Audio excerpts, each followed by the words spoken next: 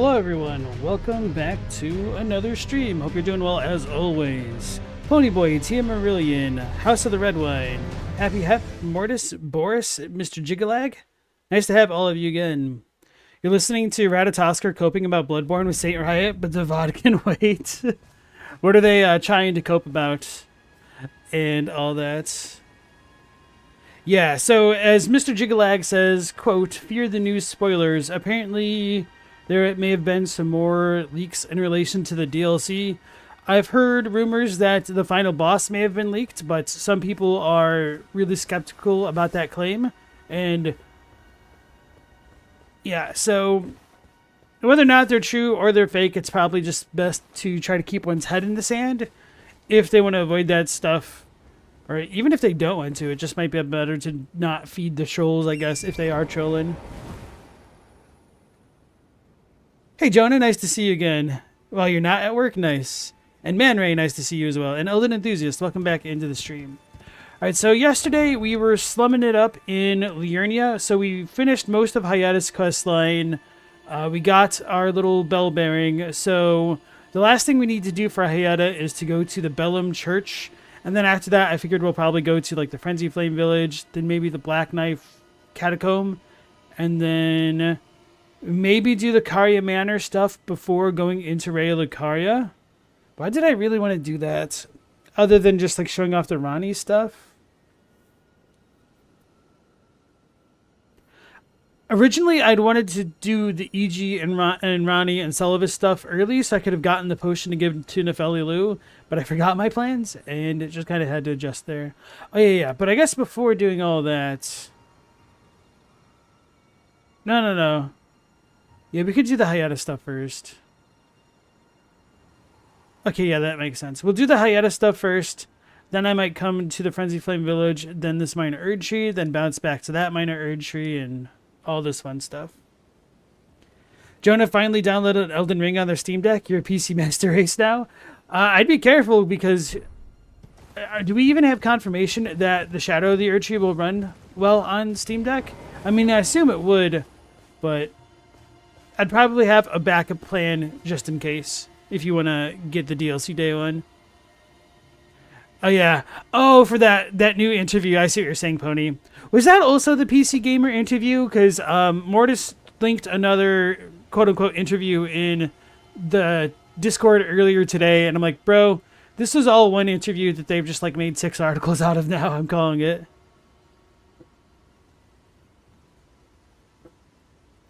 And then Mortis says their biggest hope for the DLC is hoping for Chalice Dungeons and Elden Ring because you have way too much fun with those.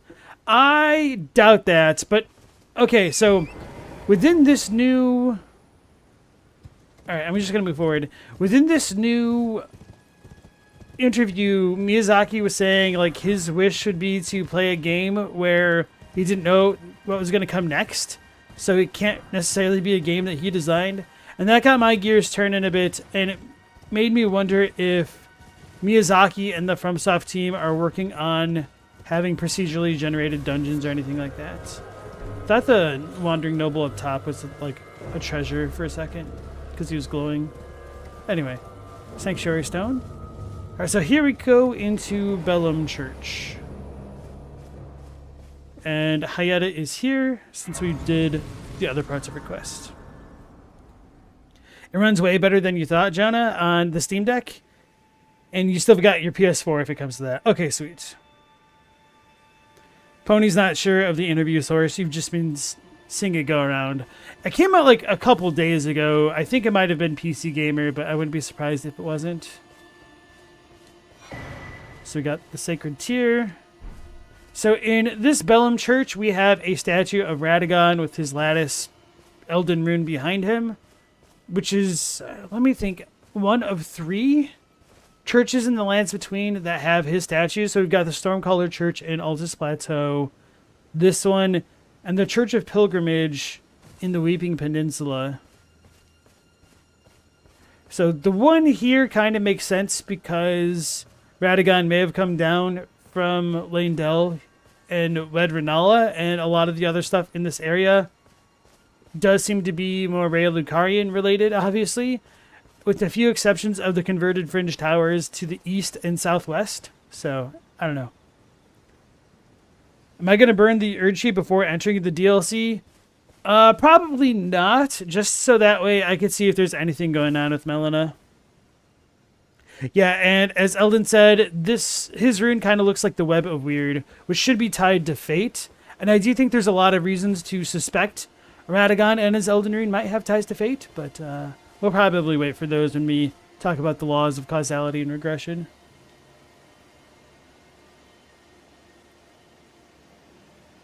Is the Stormcaller Church around where Lansax attacks? Yes, that is the Stormcaller Church. It's cool, it's night, so we get some falling leaves to give us extra runes.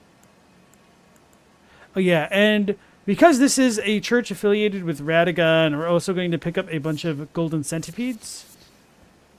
And I think this topic came up, was it in a Crunchy chat or stream or something? Or maybe it was in, I don't remember where this just came up recently. But let's go ahead and read the golden centipedes. I don't think I've actually done that on stream yet, at least for this playthrough. The golden desiccated remains of a centipede. Kept as a fetish by Golden Order fundamentalists, especially the hunters of those who live in death. As such, they're found near churches and similar. So, oh, I remember, it was in a Cosmos stream. That's what it was. So, generally speaking, we can say that centipedes and other creepy crawlies are kind of gross, and they can represent death in both Eastern and Western cultures. But I think this might be a little bit more of a FromSoft specific thing, where centipedes are more strongly associated with death strictly than just creepy crawlies. And if a centipede is supposed to be symbolic of death, then this centipede being quote-unquote desiccated by gold is pretty remarkable, because gold in other instances kind of keeps things alive indefinitely with gold-tinged excrement, beast blood, and arguably dragon hearts with the gravel stones that have gold within them as well. Like, they will continue to beat vivaciously. Gold poop doesn't lose its warmth or scent, and beast blood doesn't rot or decay. But this is like in an extra state of death because it's desiccated, which means it's been like essentially dried of life, I guess. Anyway, so if gold desiccates something relating to death, I think this is why this is a quote-unquote fetish that's kept by Golden Order fundamentalists, to show that the Golden Order and its version of gold holds dominion over death incarnate and whatnot. Elden Enthusiast asks, what do I think it means for all things to yearn eternally to converge? That's a good question. I kind of think of it as the opposite of entropy, which, I mean, in the grandest scheme of things, entropy is will arguably lead into another convergence depending on one's cosmological beliefs. So I don't want to go down that route because it gets pretty messy. But anyway,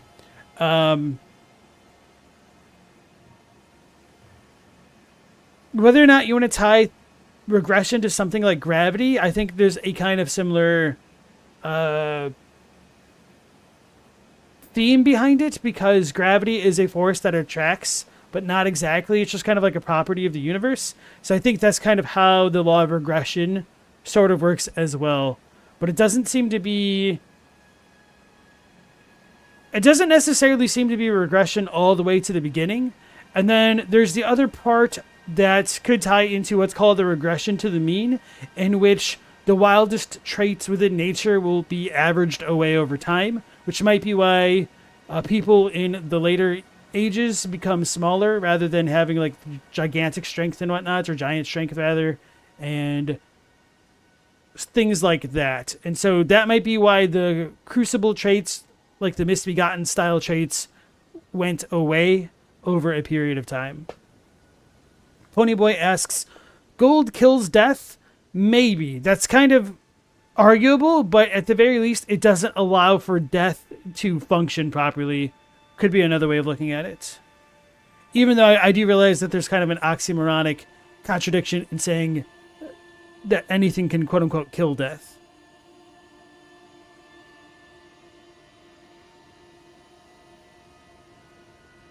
Mortis says, the forming gravity is fate theory you've been cooking in your head. Was inspired by fate being gravity in JoJo's. You think it helps understand the fate stuff a bit better, but it's not one-to-one with JoJo. You've got it in your head that Radahn stopping the tides of fate was fates by fate. You were saying it was not regression fate. So you're probably going to have to reword that because I'm not following. I haven't really watched JoJo beyond season 2.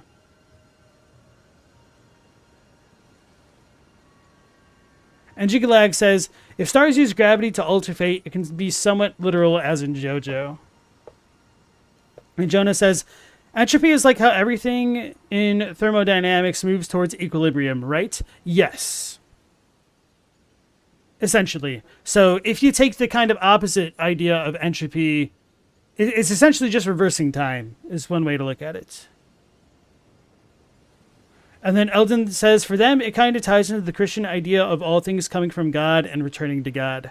So part of why I'm kind of against that idea is because we're shown that the Elden Ring's power was not as potent in the earliest days of the Erdtree because it had to establish itself as order through war, which just doesn't seem to match the kind of omnipotence that it would be associated with the Christian God, which of course it doesn't have to match one-to-one, but I feel like there's a lot of propagandizing that has gone in the Elden Ring universe, which we need to sift through to kind of figure out how that stuff all ties in together. And so with the Elden Ring also kind of continually being updated or altered over time, it does make me question a lot of trying to, how do I phrase this?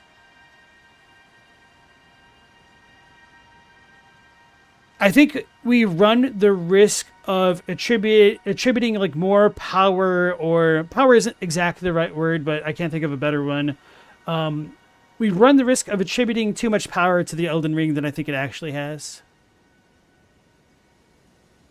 Which is weird because, I mean, it certainly is extremely powerful, but I don't think it's necessarily like the origin of everything.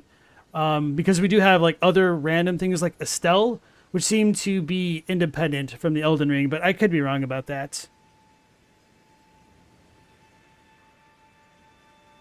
Please summarize entropy within a few sentences. No, you. Right. Okay, I see what you're saying, Mortis. Radahn stopping fate is fated by fate. I see what you mean. Would you do Roger's quest before meeting Ronnie? I've already done half of it, so I just need to go to the Black Knife Assassin Catacomb. Did I see what Jack Irish said? No, my fault, and welcome back to the stream. You love FromSoft games so much, your Sona is based off the Elden Beast, now it's not your profile. You can't afford to get a commission? My condolences. Alright, now let's go ahead and talk to Hyetta, and then I'll probably...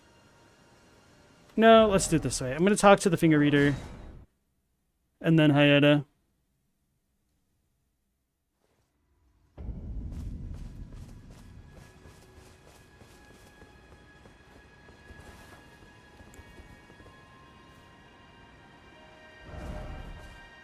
Damn it.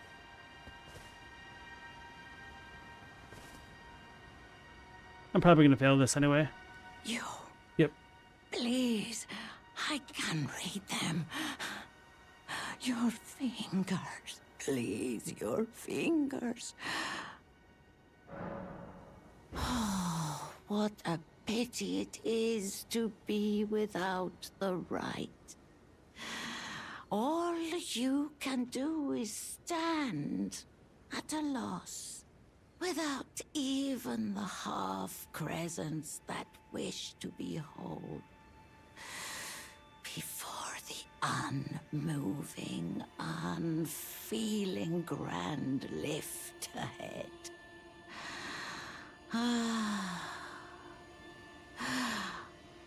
Or are you planning to throw yourself to the waters? To find find the coward's passage through the dim cavern.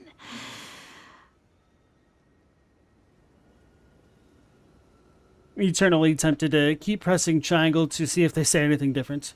So yeah, this is kind of the hint that we can get beyond Rayolicaria and Liurnia, which it's whatever, through the ruin-strewn precipice if we don't have both halves of the Dectus medallion. So how do I pronounce this? Is it Mateos or is it like Mattheos? Welcome on into the stream. Be careful, it seems like there's DLC spoilers. Yeah, I was warning chat about that right as I started, but thank you. It's getting rough out here, trying to dodge these spoilers like Neo in the Matrix. For real. Oh, hello. Is that you over there? Have you ever heard of fingerprint grapes? They're special grapes which only grow on those who've been clasped by the burnt fingers. I would truly love to try one.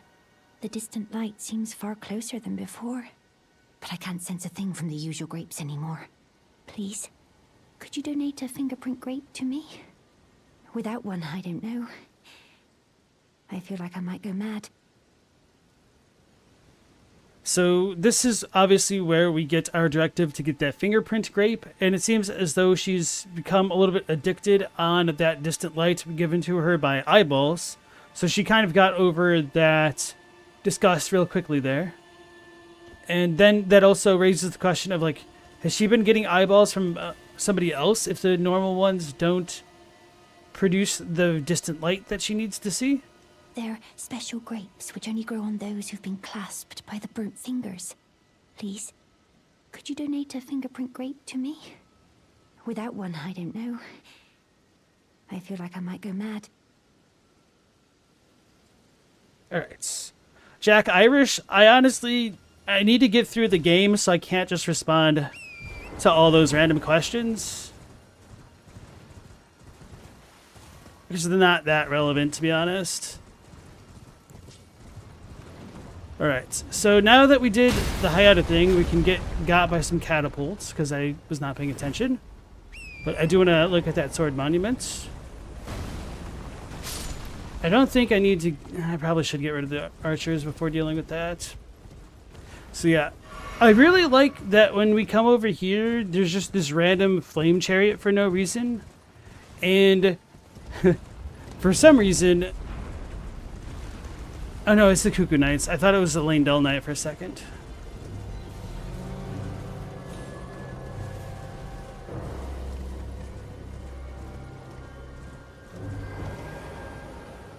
This dude wasn't even manning it. We got some bolts.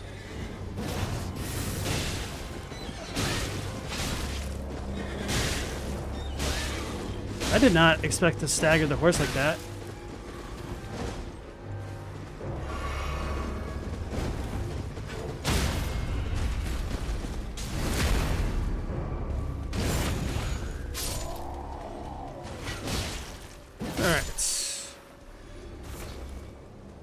So now that those catapulters are down for the count, let's go loot some treasure and then check out the sword monuments. Don't remember what this is. The Great Mace. There's a scarab over here. It's probably just like a HP one. Nope, MP. Okay, close enough. Hey New Era, welcome on in. You advise just to not like a chat till the DLC releases to avoid spoilers even in text. Yeah, that can be a concern. We will try to ban them as quickly as possible if we ever do get that. And that just comes with a bit of a known risk. So, good luck everybody waiting these next 4 days left till the DLC releases. Which means, how many streams do I even have left until then? 1, 2, 3, 4. Okay, yeah. Including today. The First Liurnian War. Radagon's glory burns red as his hair. So, I think I should be able to get into a good enough spot to be prepared for the DLC with this character. I'll probably skip over a few encounters like Radon in case there's some like quest to go along with it. I could probably get to Elphiel pretty quickly if I just start ignoring like a lot of the side content that I have not been doing yet, I could truck through this pretty quickly, to be honest. And I could just use a little bit more degenerate strats for bosses and whatnot.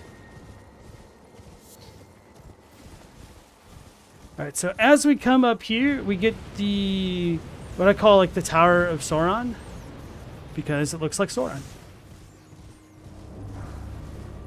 Smithing Stone, Golden Rune. So this is like the hard part of the HUDless playthrough. The potential that I'm like really close to being frenzied and have no idea. Bird bolts.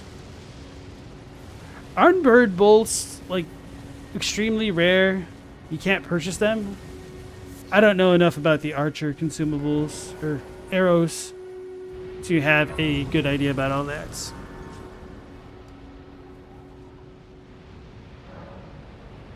Hey Mao, nice to see you again. 4 more sleeps? Even less if you stay up the entire time.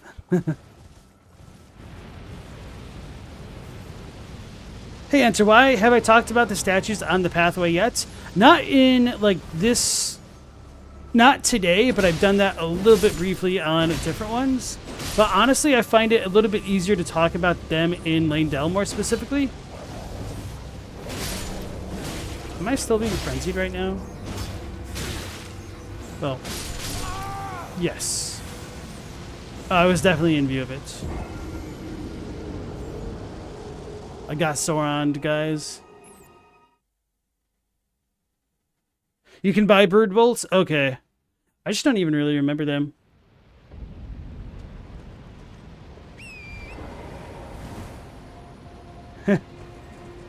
Chadwick says Metal Gear Solid 3 brought up the issue of like the player can't sense what the character can. You never forgotten that? And then the HUDless playthrough brings up those issues. It's fine if I really wanted to. I would just put on the hood. Damn it. I should probably heal. Alright, so I'm okay here. The important thing is to know before coming up this Frenzied Flame Tower, we're going to the Frenzied Flaming Tower. We're going to find a bunch of commoners. And when we start to kill the commoners, the Eye of Sauron will go away.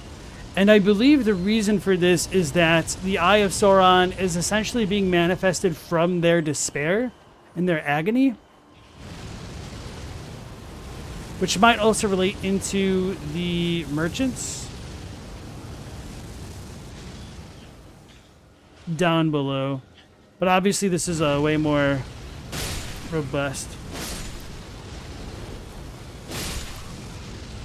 So once these dudes go, so does the Eye of Sauron. It kind of sucks that you can't show it off a little bit better here. So we got the real Erdtree, the real fake Erdtree, and the minor Erdtree right there.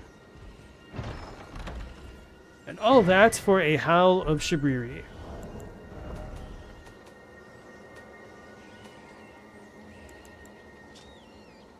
Incantation originating from the maddening Three Fingers. Releases a maddening shriek that causes madness build up in foes nearby. This incantation also causes madness build up in the caster and makes enemies more likely to target them. It is said that the sickness of the Flame of Frenzy began with Shabriri, the most reviled man in all history. So this is one of those descriptions where I do think it's possible that the sickness of the Flame of Frenzy could have started with Shabriri to some extent, but with him also being the most reviled man in all history, it's very likely that this could just be something bad that was pinned and blamed on him, and he might not have had like an actual direct relationship with starting the Flame of Frenzy. But again, like some of that stuff is also tied into content with Shabriri trying to potentially meld all of the nomadic merchants together. I thought that was a really cool story beat.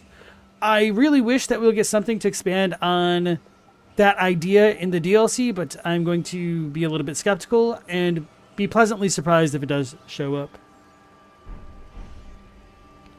So bird bolts do more bleed damage than blood bolts? That's funny.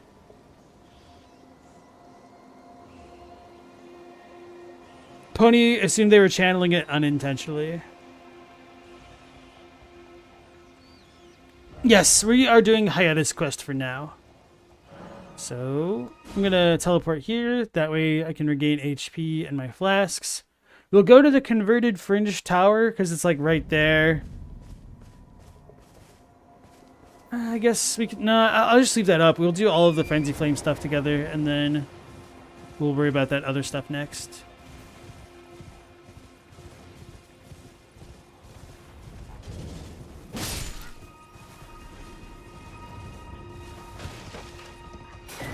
Frenzied's cookbook.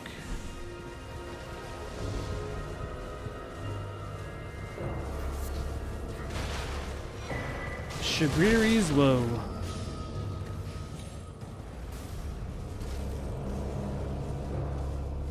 Alright, so you really want to get rid of Sauron before coming up here to Vyke, because Sauron can still see and reach you all the way up here.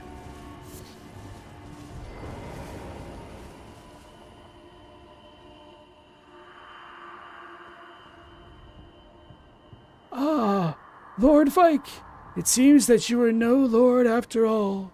Then where is he, our true lord, our lord of Frenzied Flame? We beg of you, incinerate all that divides and distinguishes. Ah, may chaos take the world!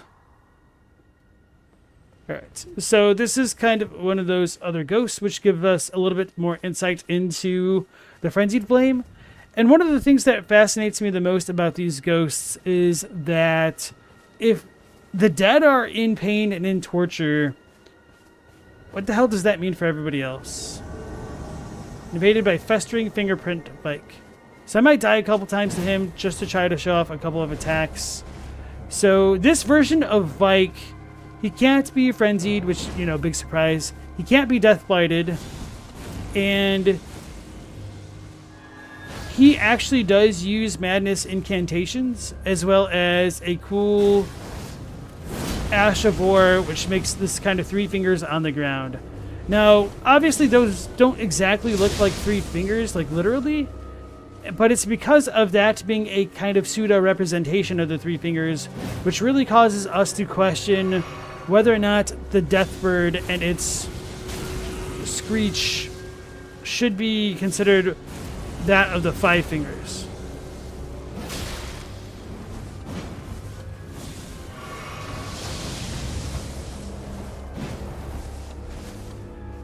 So he's shown off a lot of madness attacks.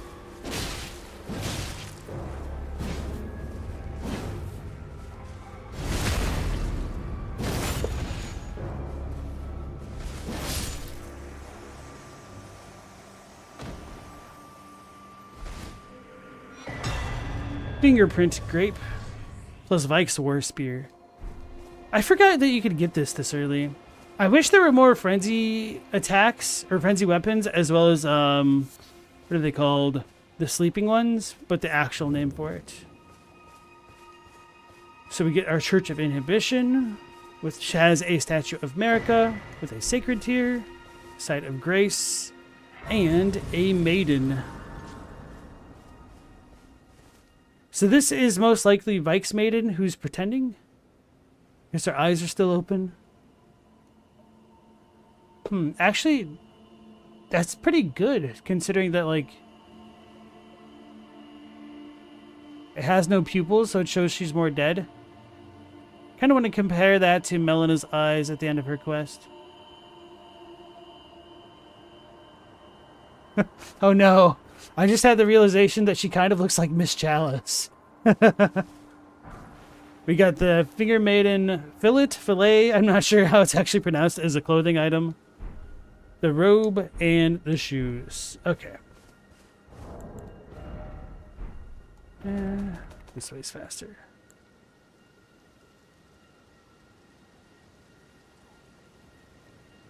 And Tawai wonders if there's only one set of the 3 fingers. It seems like there should be more, unless they were all killed.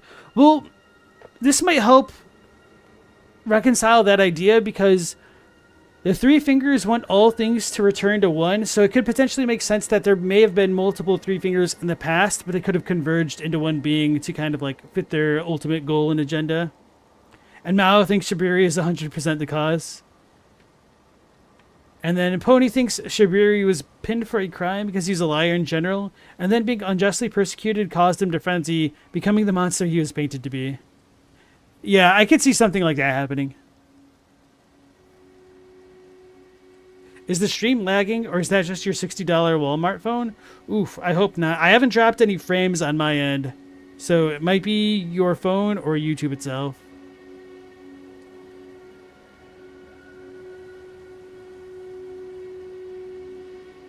Yeah, Pony says, now that you think about it, you don't get the ability to put on frenzy status effects on weapons like frost or fire.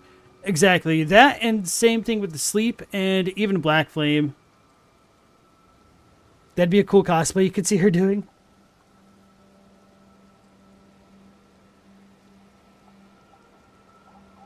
Oh, maybe you're getting ads, and if you have like an ad blocker, I could see that like stuttering your thing. Alright. So Shabriri's woe constantly attracts enemies' aggression, which kind of sounds like a terrible talisman at first, but this can be really useful if you're trying to have your spirit summons do a bunch of attacks without being aggroed by the boss, or even for co-op if you just want to like rock a great shield and be a literal tank for your allies. Disturbing likeness of a man whose eyes have been gouged out. The corners of his mouth are upturned in an almost flirtatious manner. Constantly attracts enemies' aggression. It is said that the man named Shabriri had his eyes gouged out as punishment for the crime of slander. Did I say climb? The crime of slander, and with time, the blight of the flame of frenzy came to dwell in the empty sockets. So, hold on. I think slander was actually blasphemy in Japanese. I want to double check.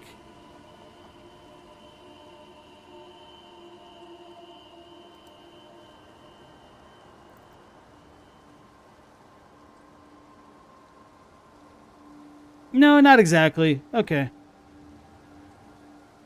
Yeah, so it's punishment for slander. Okay, good enough.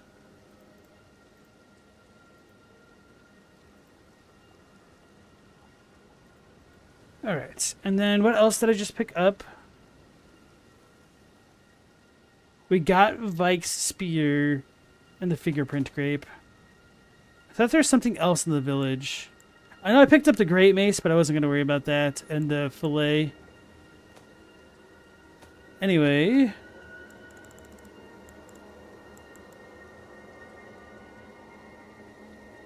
Yeah, that doesn't really say anything. Should be by the spears. For some reason, it's... I always have the most trouble, like, figuring out where the spears are on the weapons page. And not only just, like, figuring them out, but, like, actually identifying them. I'm just terrible at this one for some reason. War spear singed and blistered by fingers, used by Vyke, Knight of the Round Table hold. Like Vyke himself, it has been tormented by the yellow flame of frenzy from within. So, within the Lord Contender's Everjail, Vyke doesn't use any of the Frenzied Flame incantations, or he doesn't even exactly have Frenzied Flame thrust on his Ash of War. So it does raise the question whether or not he purged himself with the Frenzied Flame somehow, which brings up a host of other questions, which we don't really have answers for.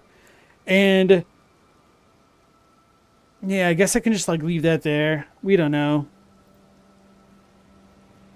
Hey, Goddess Spaghetti, nice to see you. It's been a minute.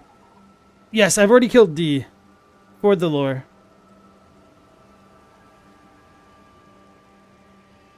Alright, so let's check out the fingerprint grape and then the maiden stuff. Eyeball of the Night Vyke, inflamed yellow, seared with a repulsive fingerprint burn akin to those that marred his entire body. If offered to the blind maiden, it would lead her to the source of the distant light, allowing her to become a finger maiden. So I think it's the fingerprint shield, which says that the 3 fingers are the maidenless or readerless fingers, which is kind of true, but kind of not if you have Hyetta serve as your maiden temporarily when you pick up the shield. So I just take it that there might not be like an actual permanent system of finger readers for the 3 fingers, or just one of those lore concessions to gameplay mechanics there. Finger Maiden Fillets. Worn by maidens who serve the 2 fingers. The maidens live to serve a chosen tarnished, sharing their guidance and their wisdom of the 2 fingers. The guidance of grace would ensure that the pair be brought together, or at least such was the promise long ago. So I've wondered whether or not this was supposed to be obtained from our maiden originally, or if this is a comment on our maiden rather than the situation with Vyke, because there's a little bit more with Vyke and Bernal which kind of mirror each other. Alright, so that'll be it with the Finger Maiden stuff. What is that wolf-looking helmet? Oh, the imp head for the cat? Yeah, so there's actually, for each type of imp, they will drop a version of their head that you can wear, and they will raise different stats. So head covering made from the largely unaltered head of an impish golem. Resembling a cat, it holds trace amounts of feline intelligence, so this will raise our int by 2. It also raises poise. Never mind, that's just the normal armor thing. I just had a moment. Alright, so Sauron is gone. I think I was on a rock. Okay. Now, one of my favorite bits about coming up here towards the Frenzied Flame village is that we get some unique Miranda flowers, and that these ones are affected by the Flame of Frenzy and can cause us to become mad themselves.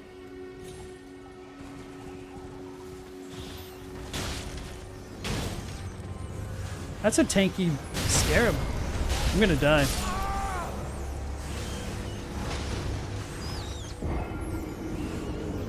I probably didn't heal after the Vyke fight, but I mean, I was also getting got by rats. Enter Y asks, how does Hyetta get to the Three Fingers area? Can she use grace? She's guided by the distant light. Kind of unironically there. I know I sounded sarcastic as hell, but that is like my legit answer.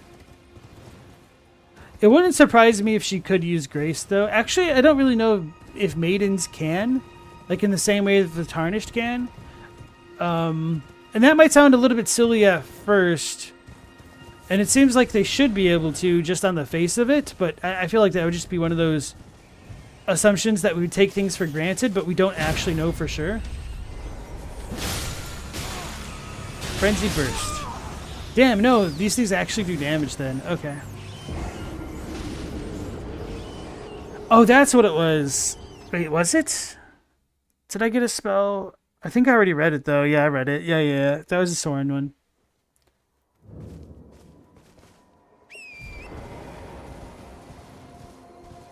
Are rats tarnished? So the thing is, they aren't actually being... You can't inflict them with the frenzied status effect. They can inflict you with it, which is a little bit of a...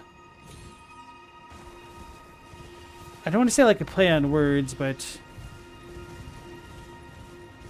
loophole? That's probably not it. I can't think of the word that I want to say.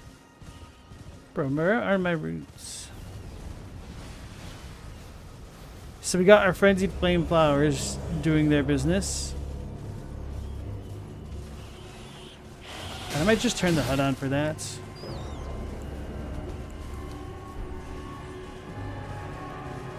Oh, they're up on the cliff. That makes sense.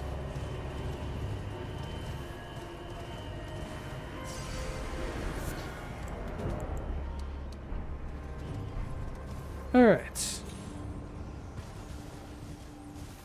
See, I just really like to show these ones off because they have like blackened flowers and they shoot this yellow pollen, which will cause us to go mad.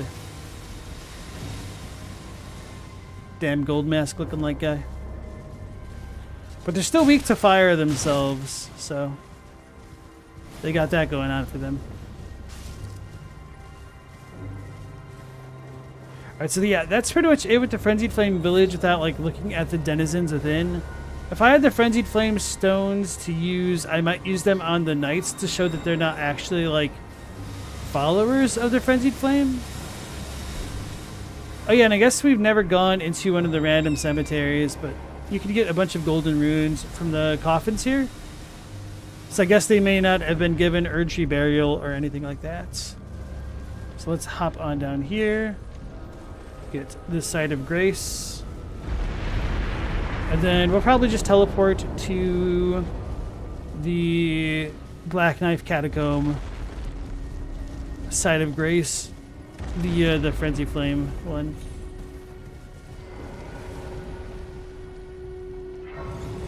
Now it says, it said that grace is what brings the tarnished and the maiden together. Oh yeah, I don't think I actually finished my thought.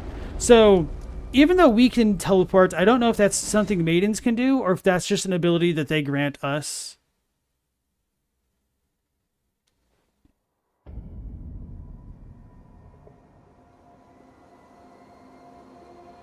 Yeah, they're carriers, but they're not afflicted. Exactly. Good way to say it. There's almost no lore for the maidens. Yeah. I think we actually have more finger reader lore than we do maiden lore. Which we don't have a ton of finger reader lore to begin with either. Alright, so as we come in towards the converted fringe tower, we've got a Carian troll knight. And he's smart enough to use sorceries.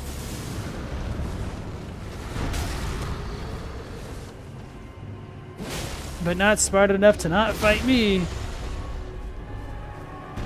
But because this dude has a helmet on, we just stab him in the neck.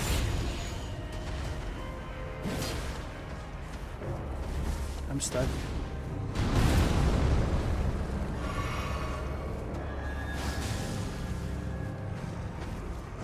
I do like that there is a kind of unique variant of troll for the Carians.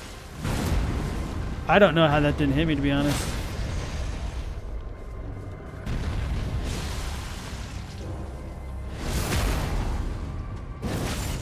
I was trying to see if their eyes were glowing. That was a silly move by me. I do like that their glintstone blades have glintstone in it. I guess they're not really like a glintstone blade in the traditional sense, but their knight swords do. Rip.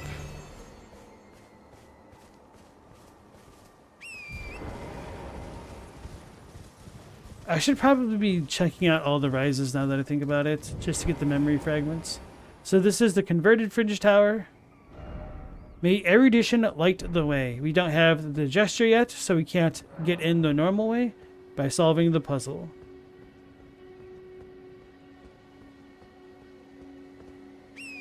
So now that I did that for no reason, let's go ahead and check out the Black Knife Catacombs.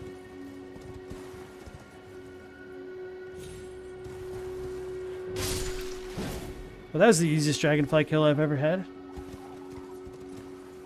Surprised I didn't piss it off.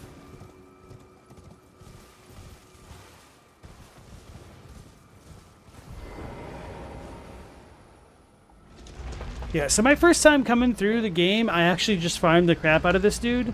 Because I got the chest piece to drop the first time I killed it. I was like, oh man, we gotta see how the rest of the set looks now.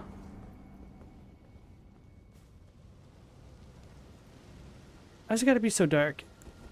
Oh yeah, so as you look at the Headless Mausoleum Knights, you can see the depictions of the Eclipse on their equipment. I don't remember if this one can actually drop the shield or not, though.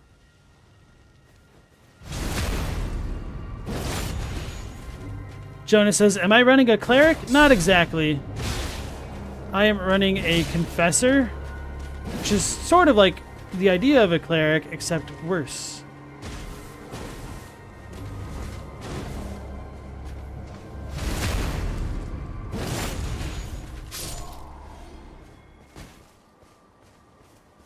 So even though this thing's a spirit, it kind of has a corporeal body, which lingers after its double death, which is really funny to me. But then again, it might not actually be a real spirit because they beheaded themselves so they could continue to carry out their duties. So actually, let's put on the HUD to show off that it has, like, Deathblight Flame.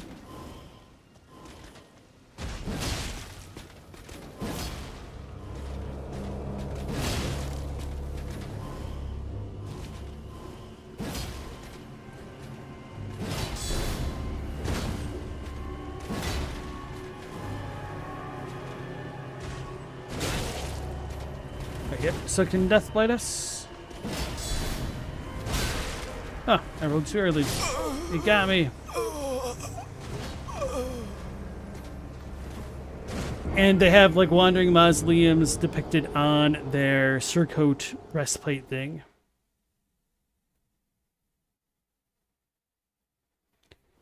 Floorgeborge theorizes that the Dark Moon Greatsword is made of glintstone, and that's why those weapons are so important. I could see that. Damn it, I was not trying to do it that way.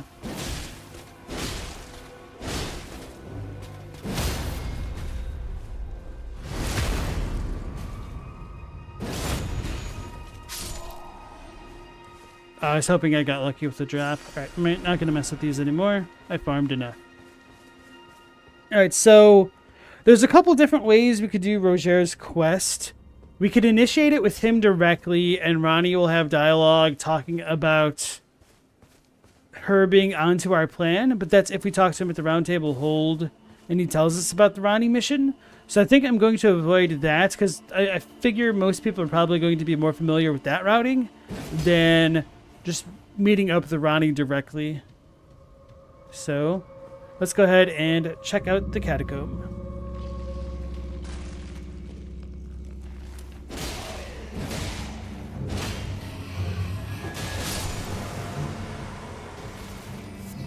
So the weird thing to me about these versions of Those Who Live in Death are that they are specifically animated by the necromancers in this place.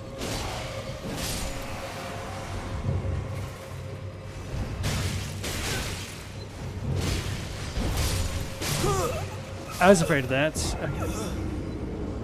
See, now that we killed that little black-robed commoner, which we can't get that armor specifically, the other Skelebro died of a broken heart. Jonah's favorite chest piece is the Confessor robe with no cloak. I kind of like the cloak, to be honest. I like the design of it on the back. I'm not super big fan of the hood. Maybe I should alter that, but...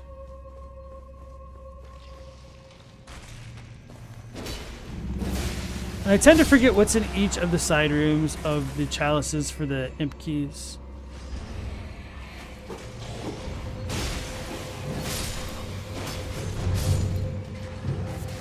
Alright, so the one that was trying to gank us just died because we killed its controller.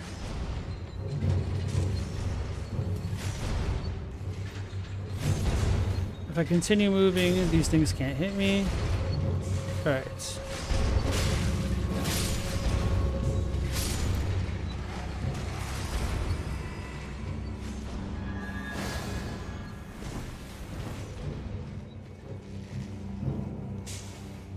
So along the sides of the room, you've got some Erdtree burial watchdog depictions.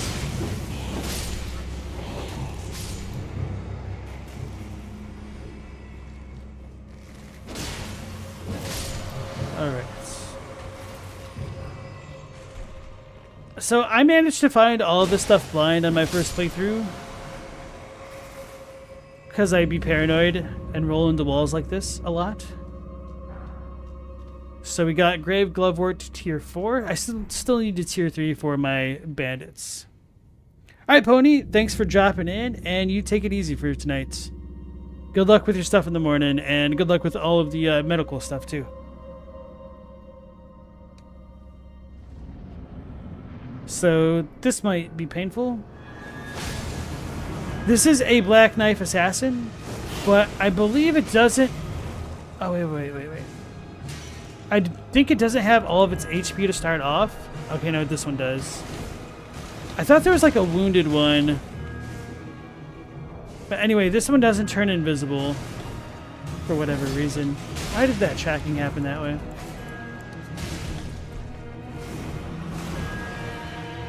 And its attacks can still use Destined Death.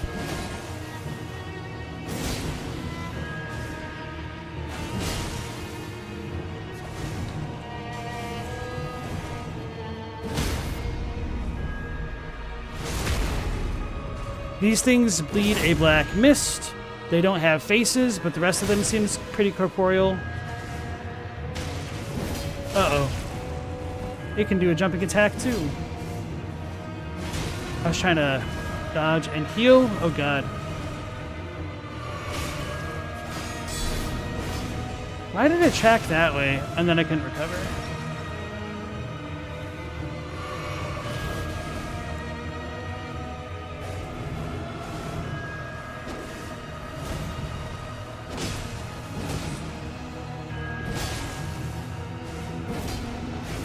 Oh, wow, I'm surprised it missed.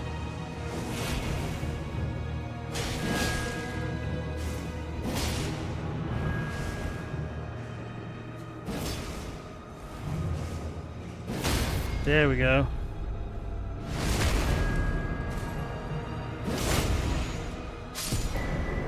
Assassin Cerulean Dagger. And the black knife print. Yeah, so V-Limit said, you know it wasn't asked, but the leaks are 99% fake, so don't worry about it being spoiled if you saw a glimpse of them. You didn't scroll up, it's all good. Yeah, so I've heard the rumors that some of the leaks could be real, but a lot of the bigger leaks, so to speak, are probably fake. But I tend to not believe anything until I have it in my hands anyway. Which is, then it's like, why do I go through all this trouble to avoid spoilers? Just because I don't want to have, like, unwanted stuff implanted in my head before time, I suppose. That's what it seems like? Okay, sweet. And hey, V-Limit, how's it going? Nice to see you again. Still haven't gotten any email about the contest, I don't think.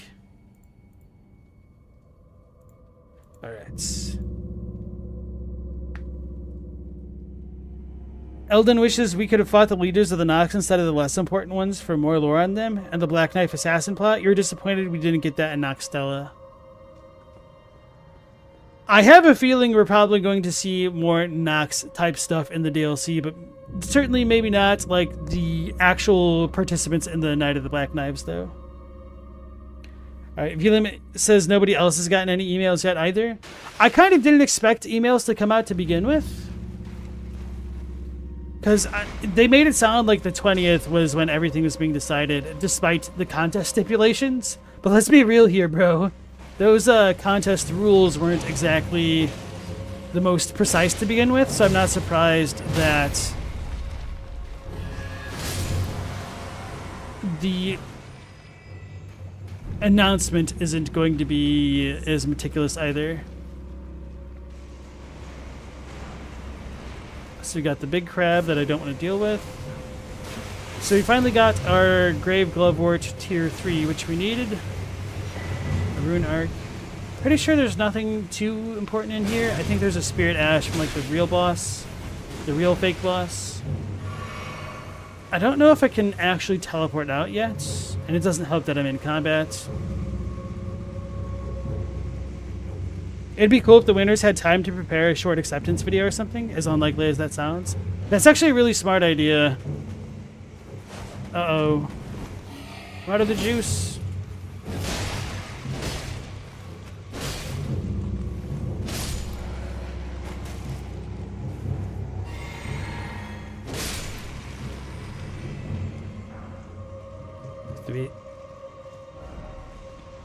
So yeah, part of the reason why I get a little bit fatigued by the Catacombs and stuff is that they're not very rewarding if you've already got the type of spirit ash that you want and you haven't upgraded to the tier that you are at. That's a good thing I didn't die then. Holy crap, I forgot to pick those up. Because I probably have a decent chunk now that I think about it. Alright, so we unlocked that boss room. Let me see if I can teleport out real quick. Nope, still can't. That's what I thought. So until you defeat the quote-unquote main boss of a catacomb area, it acts like a trap in that you can't fast travel away, which I kind of enjoy because it incentivizes people to actually do certain chunks of content at a time, and it makes it a little bit more weighty in terms of the player's decision for coming in a place like this. Who's more scary, Rykard or Aldrich? That's a good question. Personality-wise, maybe Aldrich, because he just seems to do it because he became depraved, whereas Rykard does it because he's depraved, but it's also like his philosophy to be that way. It's like a survival of the fittest. So I can kind of respect that rather than Aldrich's hedonism, I suppose. Rykard's too funny. Aldrich is horrifying. So it's kind of funny. When I was a kid, I had a couple friends, and when we would like play pretend stuff, I had a friend who liked to pretend to be an ooze guy, like a slime, because they could like mold into any other creatures, and I like to be a shadow dude. And Aldrich is an ooze boy, I suppose.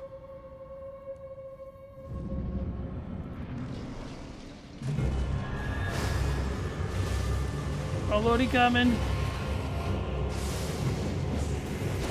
Oh, we've got an archer?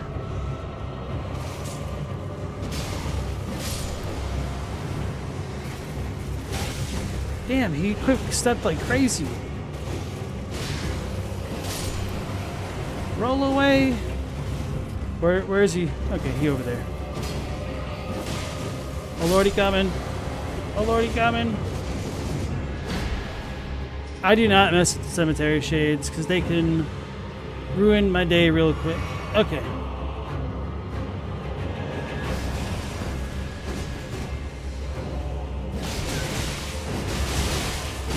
You know how I said I don't mess with cemetery shades? That's exactly one of those examples of what not to do and how one messes with them when they shouldn't.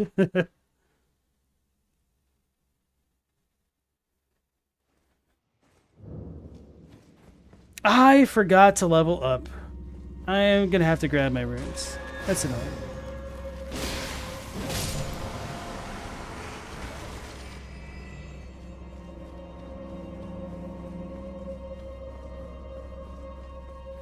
It kind of just hit me today how close we were to the release of the game. Like, in my mind, I was expecting like later in the day on the 21st. Because I only ever saw the 6/21 release date announcement. I'm gonna die. Did I pick up my runes? Did I pick up my runes? I think I did. Hopefully they're out of the door now because I died so quickly. I don't think they will be, though. I did? Okay. Thank you. That autopilot. Mostly because I just hate the look of the runes on the ground. They just distract me. Cemetery Shade Ashes would be phenomenal. They would be, though. Holy crap. That'd be terrifying. I wonder if they'd be good in the Colosseum. Actually, I haven't ever tried the Colosseum now that I think about it. Because when that update came out, I was stuck on older versions of the game.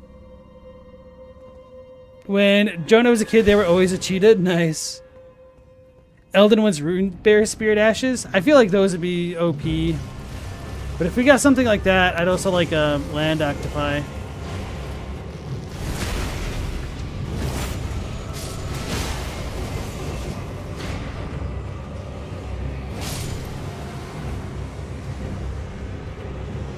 The Shinpoin bastard, man. Oh lord, he's chasing. Oh lord, he's still there. I'm gonna die. I should have rolled in.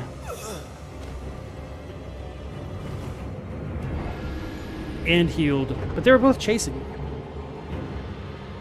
Do I need to resort to using my distractions? That sucks. They'd be awesome, but they'd get one shot, maybe. They want me to drink more calcium.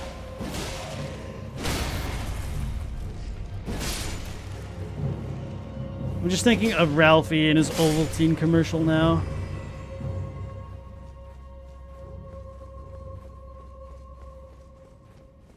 We got the Hammock Charnel Witch Mob in the Elden Ring Catacomb dungeon. You're trying to say it's a mad one.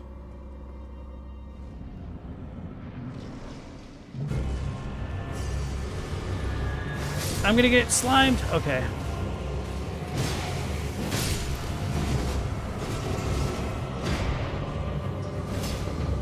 And I whiffed it.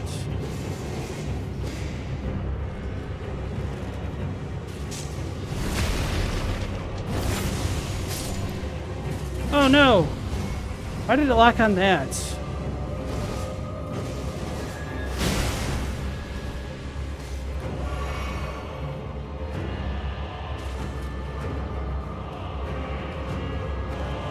He's just standing there menacingly.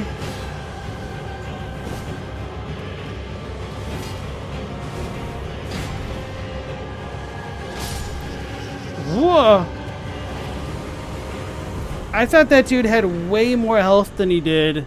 I should have just L2 spammed him. So we got the Twin Sage Sorcerer Ashes and Deathroot. Oh yeah, we still haven't visited Malekith yet. That's right, I only activated that Site of Grace. That's kind of funny. So, because this is a catacomb, we've got the roots of the great / Erdtree here. What are you doing, little girl? Hey. And we've got people being subsumed into the roots, which we've talked about quite a few times on other streams.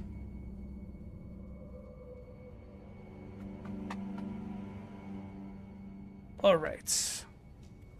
So now that we beat that boss, we can go ahead and teleport out. So first we're going to go back to the Frenzied Flame village outskirts. I don't know, I guess this one's a little bit faster. We're going to go to the Mausoleum compound and then deal with the Erdtree avatar by that minor Erdtree after I remember to level up for once. That's good, girl. I think I have like 2 of these.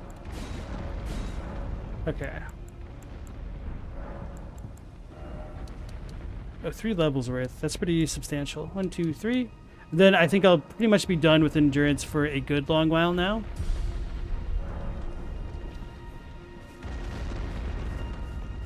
Then I might continue to work on vigor a little bit. Because honestly, like, most of the damage upgrades come in the form of weapon infusions or weapon upgrades rather than stats. Up until like way later in the game when you can just stack everything. So as we come to this minor Erdtree, we, for whatever reason, have a bunch of corporeal ancestral followers, which is super annoying to me. Oof. I guess they do damage. Maybe I should have leveled up HP instead, guys.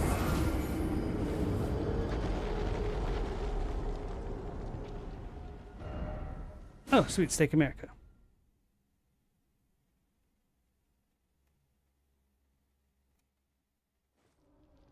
Hey, Vyke, Zealot. Nice to see you again. Oh no, why did it put me all the way over here?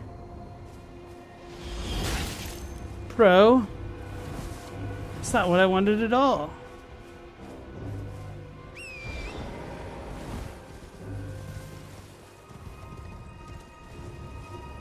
So good old like wrong warp type thing going on.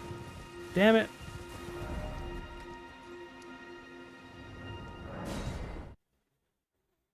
It's like one of my least favorite areas in the game. Anywhere we have like the super OP snipers. And then Vacuous says, for the Cemetery Shade, it's being controlled by a crab. Crabs are known for being bottom feeders, and if you break one open that was in polluted water, their insides are pure black tar. So I don't necessarily know if it's a crab, but it is certainly a kind of arachnid. At the very least, we have other depictions of crabs in the game.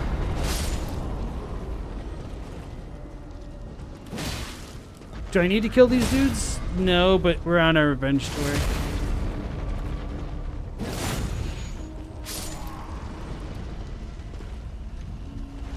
So yeah, I think it might just be the ancestral spirits themselves, like the regal ancestral spirits, which might keep their distance from the Erdtree, but I don't necessarily know about these guys for sure.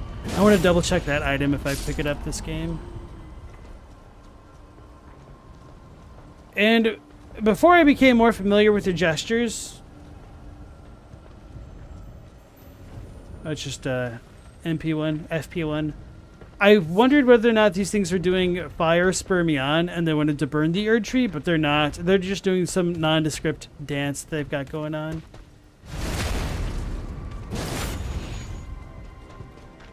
It lived.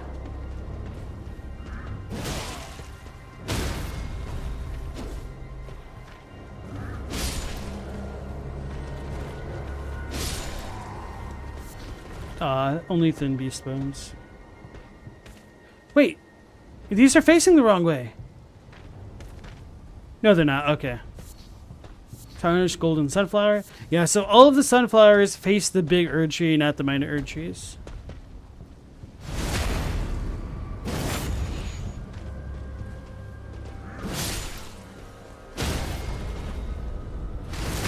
For some reason, I thought the Erdtree was further west, I guess. Technically north. Anyway.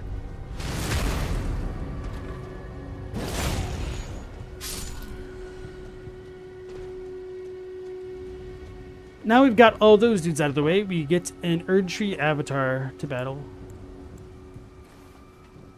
Yeah, the lantern, that's what we need.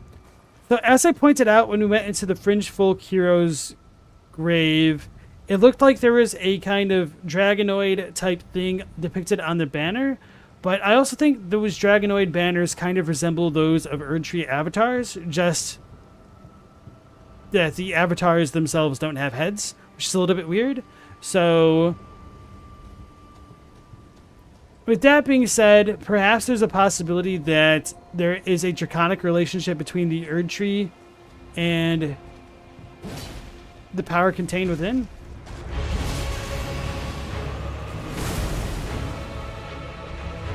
Damn it. This is gonna hurt. I realized what ability he was doing as I was drinking.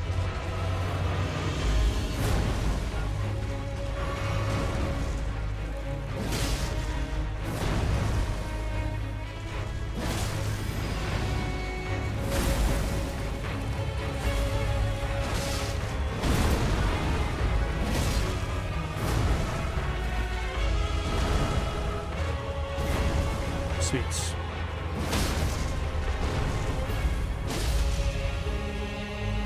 Get that little free damage in where we can.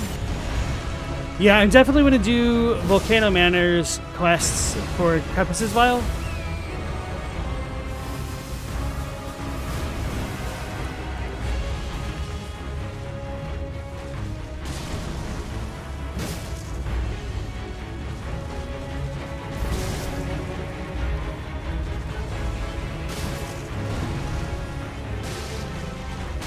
Uh-oh.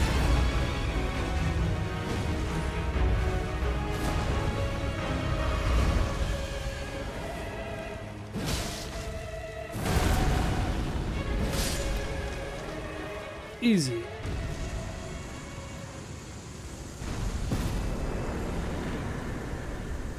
Enemy felled. Now we should get some tiers. Magic Shrouding Cracked tier, Lightning Shrouding Cracked tier, and Holy Shrouding Cracked tier. So these ones are all defensive in nature. I'm pretty confident that all of the avatars have tiers to pick up, as opposed to other things. Now, I've mentioned this briefly on other streams that the minor Erdtrees have trees which become more orange colored the closer that they are to them. And throughout the lands between, most of the trees' colors are actually yellow. So this is what I would describe as being more yellow in color, whereas this one is a little bit more orange. So I've wondered whether or not that may be because there's a more primitive primal vital energy at the basis of these minor Erdtrees than elsewhere. Or if something in the lands between changed over time with the gold. And so the things that were closer, or the older things, have like more red in them as opposed to like yellow gold. And then throughout Liurnia, we also have much older trees with the conifer type pine trees, which are kind of all gray, brown, and dead for the most part. Except we will see a couple of pine trees which have a couple like more reddish type colors within them, and we'll see more of those near the Carian Manor, like in that wooded area. So let's go on back to our other Erdtree. And let me hydrate real quick.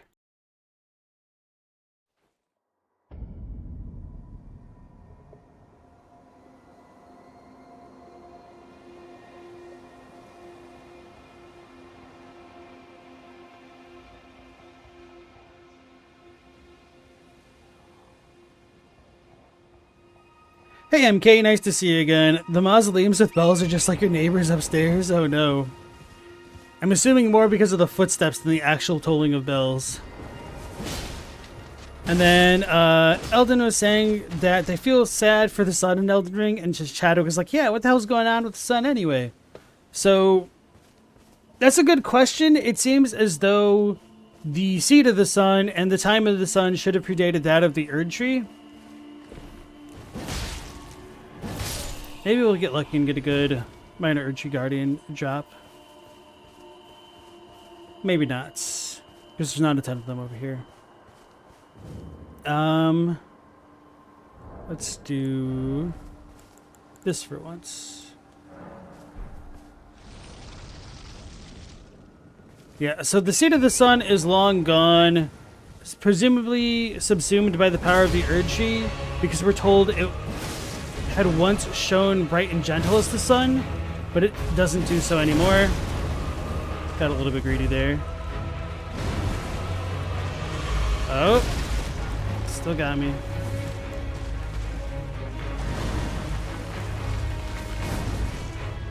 There we go. I'm gonna get got by a guardian at this point.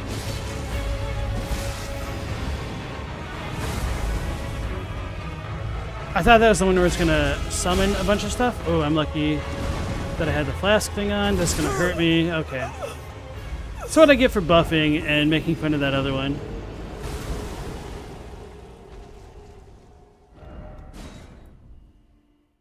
Alright, Jonah. See you in a bit. So yeah, going back to that whole sun stuff, I've wondered whether or not the sun was more active during the period of the ancient Erdtree, because the Erdtree was said to heal things like the sun and was warm and gentle like the sun, but all of that healing stuff kind of goes away with Radagon's Golden Order fundamentalism. So I'm a little bit skeptical on that front, that it changed, or that it wouldn't have changed later. Uh-oh.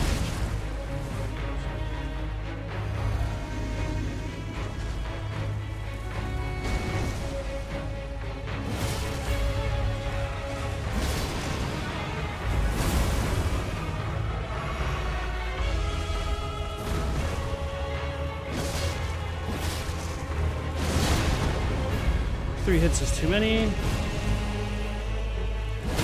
Here we go.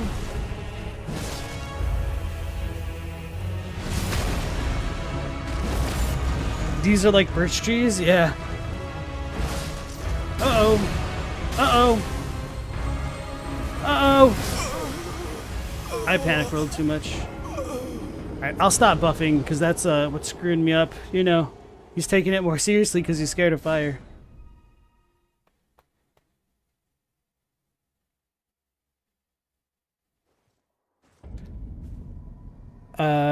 Vacuum said, do I think everyone in the Lands Between despises the Omen, including the Nox and the other heretical groups, or only the Golden Order? That really depends on how closely the Nox are tied to the Golden Order. And with the Nox kind of potentially being related to America, it's kind of hard to say.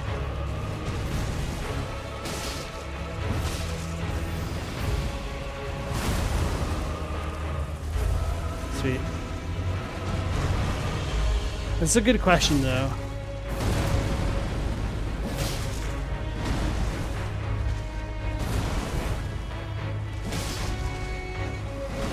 I tried rolling. Here we go.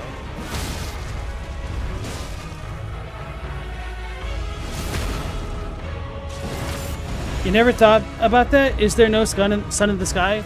There is a sun. Damn it. But it is very, very, very small. Like, in the real world, depending on your location,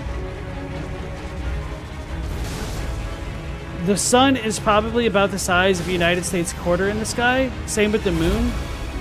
But in the Lands Between, the moon is probably like the size of a watermelon. Oh, we can see the sun. And the sun is like a dime, if even that.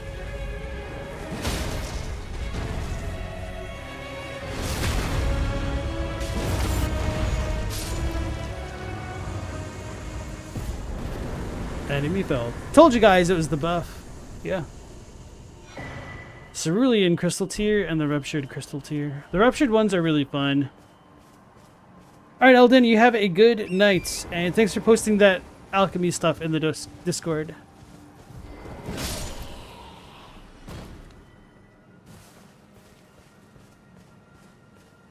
Yeah, the moon is massive. So yeah, the two are just completely missized compared to real life. Oh, and so I guess I may as well talk about this. Some people think that the Erdtree is an illusion because you can kind of see through it in certain locales. However, as soon as you pull out the telescope, it becomes normal again. So it questions whether or not this is a visual glitch more than anything else. Because yeah, even like the so-called wooden ones don't seem to be in the best of states. Actually, this is probably one of the best vantages of the Erdtree that I've gotten. Some pro lore strats right there.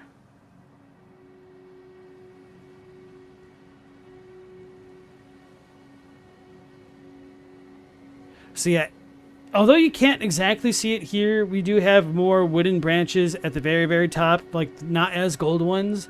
The Erdtree also has like silver veins out of the top branches, which is really interesting. And it's really hard to show that off without the free cam. Alright, so now that I've downed this Erdtree avatar, I wanted to talk about the foliage briefly again. Also because it's not raining because I died a couple times.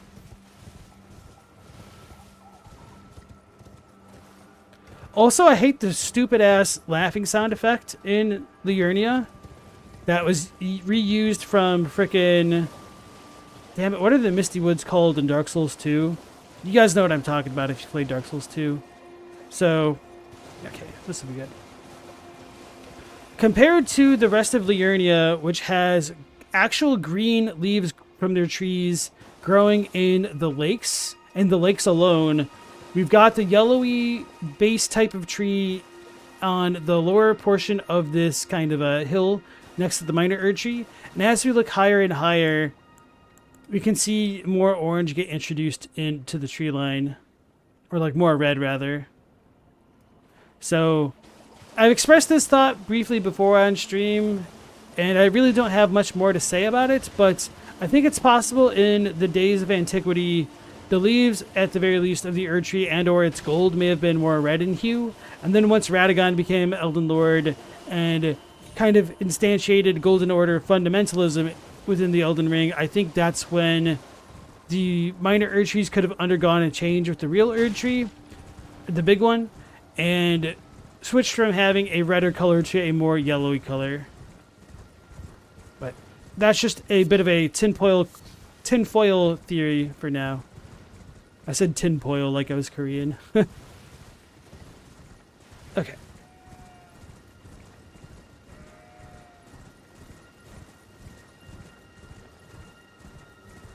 Yeah, Vacuous says, you think it being see-through is for gameplay reasons. Is this the Cuckoo Everjail? I'm not too worried about this.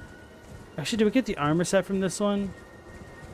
It's not important. I should probably look at Aiden. I forgot we had the old lady back here.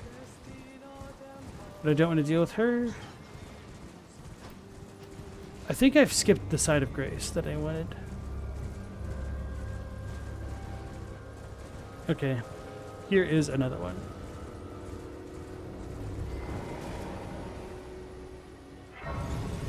Red gold, so copper and gold? Kind of. Hey Moxie, nice to see you again. What else was my tinfoil theory about minor Erdtrees?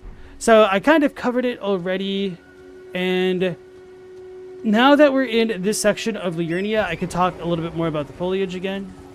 So I showed this off next to the other minor Erdtree before you came to the stream, Moxie, and some of this is a lighting thing, I can admit that, but let me try to get a better vantage.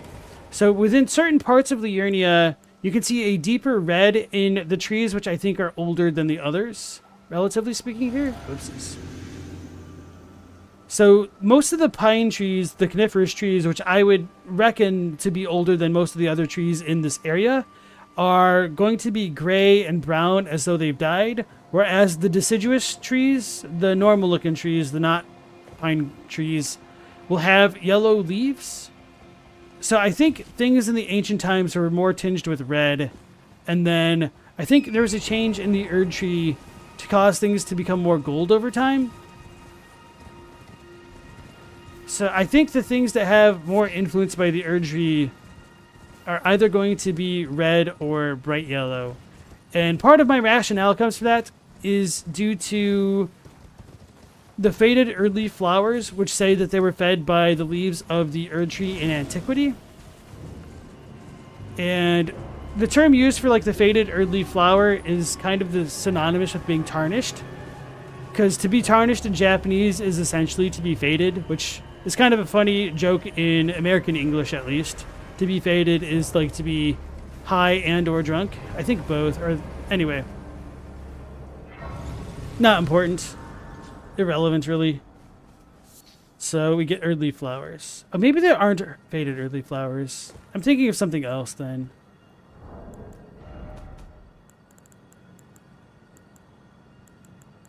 So we get the tarnished golden sunflower and the Erdleaf flower. Okay, yeah. So this is a dusky yellow flower that has started to fade to brown, found throughout the lands between. Said to be fed by leaves that fell from the Erdtree in days of antiquity. So with this, we could say that trees or like plants in the ancient times were still kind of able to wither, or they're not being fed by the leaves of the Erdtree anymore. And you could argue that could be a byproduct of the shattering messing things up. But between this and Miquella's lily of unalloyed gold being wilted and faded, I think this shows that gold doesn't necessarily keep things alive forever. But the tarnished golden sunflowers exist in all other places except for Altus Plateau. And it says, though wilted and faded, it still retains holy essence. And I think that this kind of holy essence is analogous to the types of holy essences found in the Crucible Knight's armors. The primordial life energy of the Crimson and Amber and Viridian Amber medallions. And things like that. And when we get to Altus Plateau, they're not wilted and faded, but they still have a holy essence because they're closer to the Erdtree, essentially, is what it says. So I think there's a different kind of effect that the present day Erdtree is imparting onto everything. I forgot to talk to Hyetta. Alright, so let me get this item, and then I'll talk to Hyetta. Because we got the fingerprint grape, but I just forgot to give it to her. Our imbued sword key. Bellum.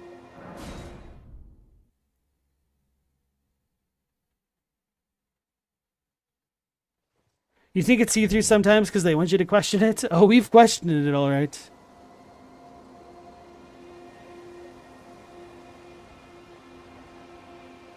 Too bad, Moxie. Nightbot is helping me. I'm going to sit up straight.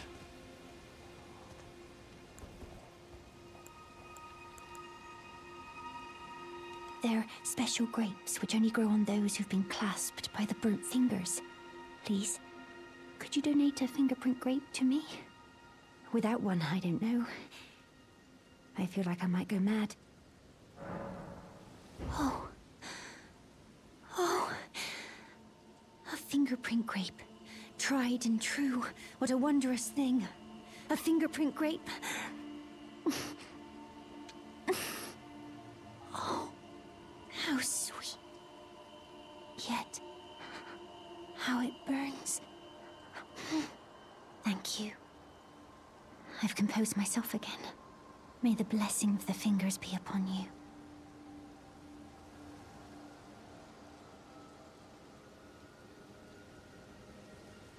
Alright, so it's interesting that Hyetta says that she wants the blessing of the fingers to be upon us, because is she unaware that she's kind of acting as an advocate of the three fingers, or does she still believe she's going to become a maiden of the two fingers? It seems like the former, but there's a lot of small stuff with her quest which makes me question if she's just trying to dupe us or if she's really just a patsy.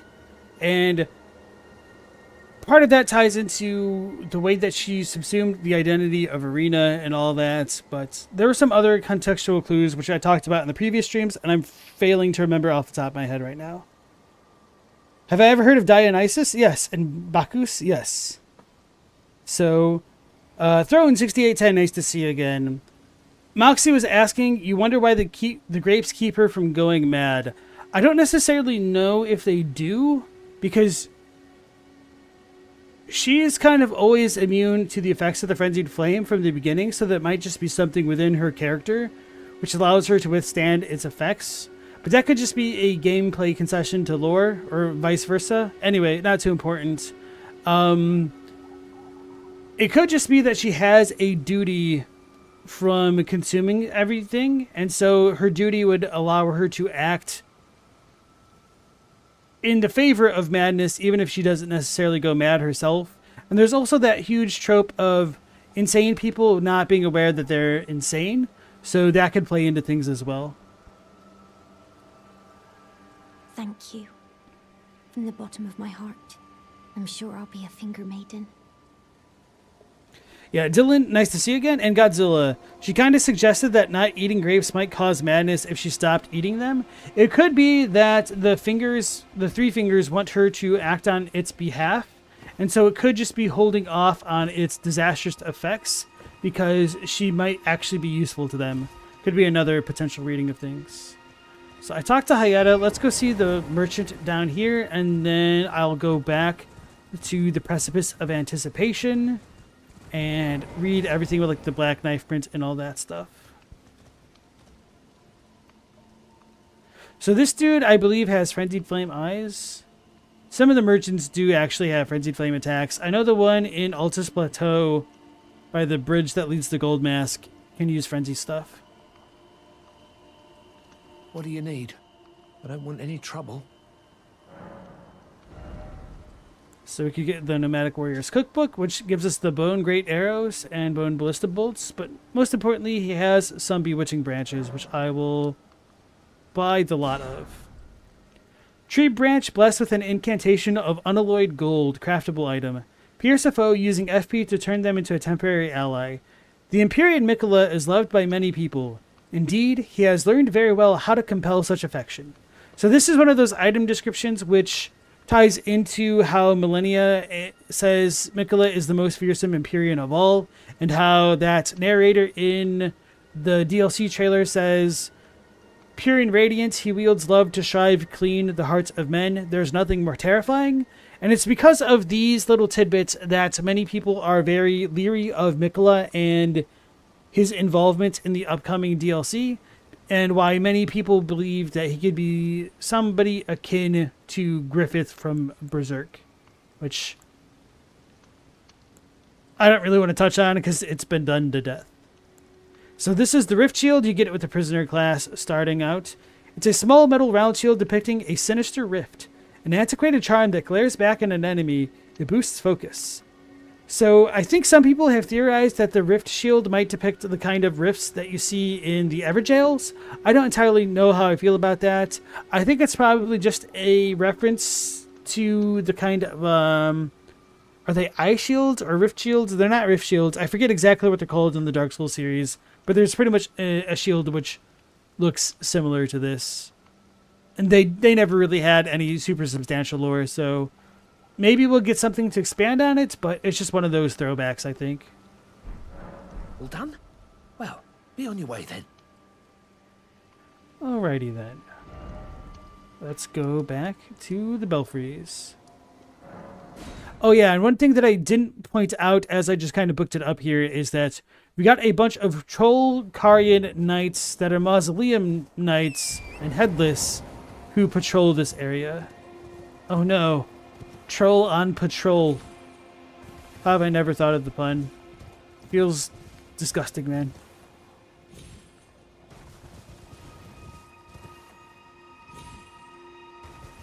So our guy should pop into existence here shortly. So it's because of stuff like this and the cuckoo imagery being on the mounted mausoleum soldiers that really brings up a lot of questions of the Carians' involvement with the Nox and the Wandering Mausoleums, and how well the Wandering Mausoleums fit into the whole Erdtree dynasty to begin with, or if it was just Nox tech that they used. A precipice of anticipation. So I'm going to hydrate real quick. I'll catch up with you guys in the chat and then imbue the key.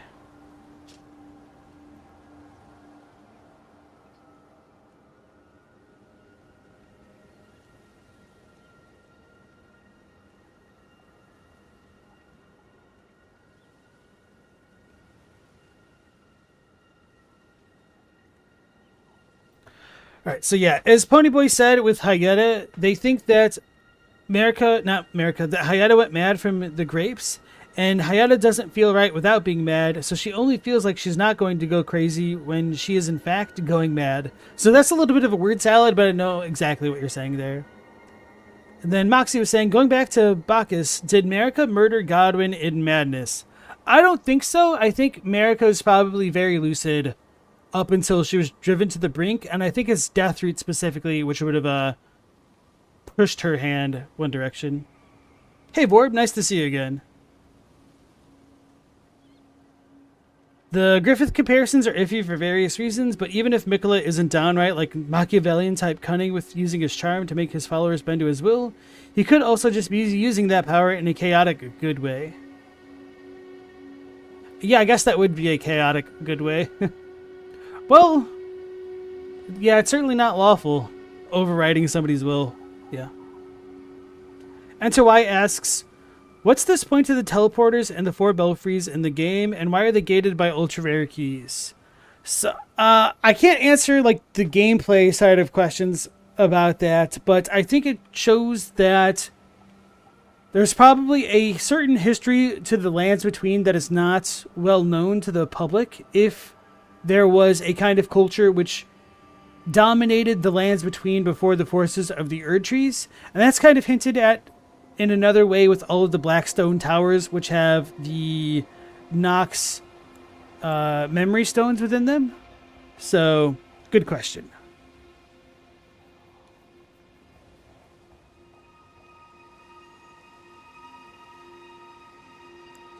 Glad that makes sense. Alright. So this is the imbued sword key. It's a stone key shaped like a sword. Blah, blah, blah. Breaks the seal on the imp statues guarding the sending gates enshrined in each belfry, but remains embedded in the statue after use, meaning it can only be used once as an item. Think well before using one. So that doesn't really say much at all. We're not even really told what it's imbued with beyond rich blue magic. So anyway, it does still have imps on it.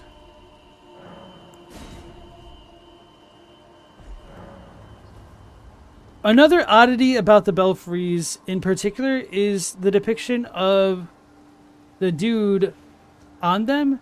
So this is kind of reminiscent of what we've described as the Crucible statue and other parts of the game. The dude who's just in a bunch of branches looking up with a flower in his hands. Although this depiction doesn't match the other depictions of that guy.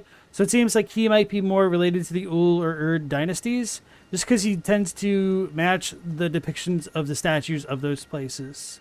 But we don't really know that for sure. It's just kind of one of the more acceptable theories that people have had.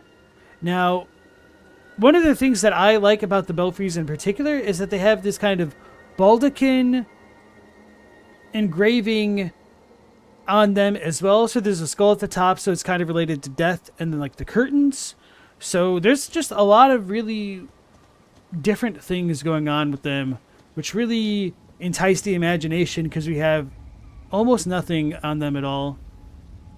And if I was a smarter lore theorist, I'd probably try to pay more attention to the kind of dishes on these places, but they probably won't matter. Maybe just show up in Catacombs or something like that. Why bells aren't bells like a Souls thing? So it's a bit of a Shinto thing and kind of a Dark Souls trope in that... Am I going to die for doing this? Yeah, probably.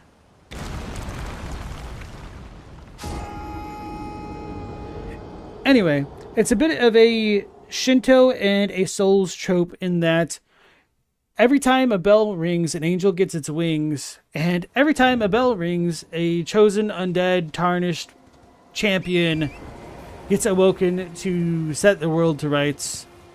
But on a more serious level, bells have been used to toll to grab the attention of spirits in the other realms. So it's believed that the tolls of the bells can pierce dimensions, essentially. And that's something which is used a lot in Bloodborne as well, with the old hunters and the messengers and whatnot. Nascent butterfly. So speaking about Griffith, I mean Mikola.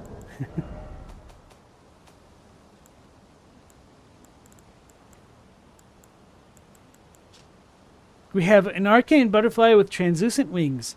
Material used for crafting items exceedingly rare to find. This butterfly appears as if it's just emerged from its cocoon for its entire life. So, many people believe this would be associated with Mikola because we have a rot butterfly more or less being directly attributed to Melania, or at least the goddess of rot, which Melania kind of becomes. So, if one butterfly equals Melania, then another could very well equal Mikola, and with Mikola literally being in a cocoon and kind of like forcefully emerged from it by Moog, the nascent butterfly would match up very well with the thematics of Mikola, minus all of the things that went wrong with Mikola and his plan. And because of those theories, many have wondered whether or not the smoldering butterfly could relate to a third child of the twin prodigies and be like the triplet prodigies, I guess, instead. And many have wondered whether or not this potential third child could have been Melina.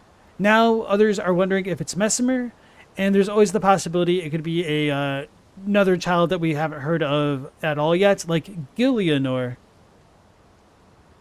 And then Pony says the chimes are purifying in Shinto, right?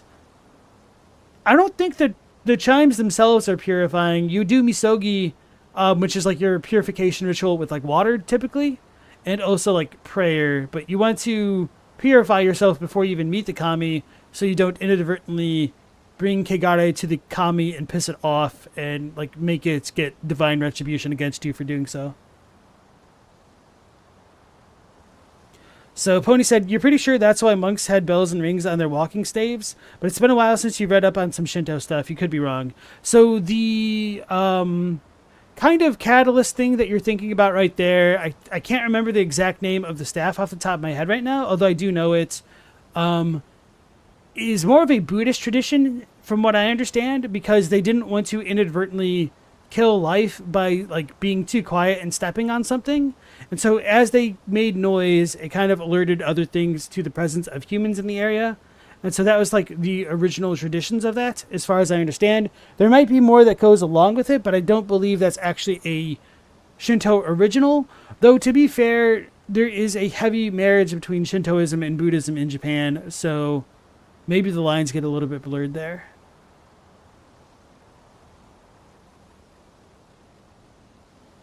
Supposed to ward off evil, probably scared off predators fairly well for traveling monks too. Yeah, and so there were bears in the Japanese countryside in places, so that could be another way of looking at it too. Alright, so let's check out this guy that ended our life.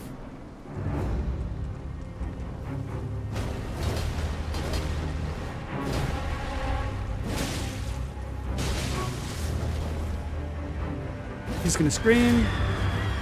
I hate that scream move. I'm surprised I didn't die. I tried to heal. There we go.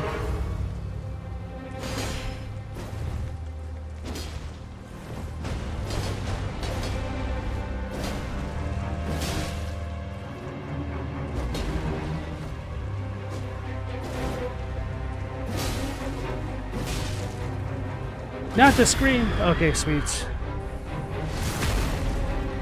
Yeah, that scream move I feel is the cheapest move it has. Enemy felled. Ornamental straight sword plus the golden beast crest shield. And so I thought it'd be cooler that if you beat the Graph Scion at the beginning of your game, you get something more unique, like in Dark Souls 1 with the Asylum Demon. But alas, you still gain all the exact same things. So this is the Precipice of Anticipation, where we first started the game. And now we're back to pick up a few things. Hey, Arc Crusader, nice to see you again. Moxie says easy. Well, I am a little bit more leveled up this time around, aren't I?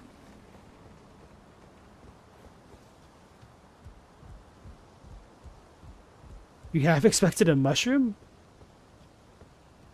Yeah, the door is magically openable now. This one, yeah. It is a little bit annoying to me when stuff like that happens without like real explanations. So we get the Stormhawk King and the Stormhawk Dean.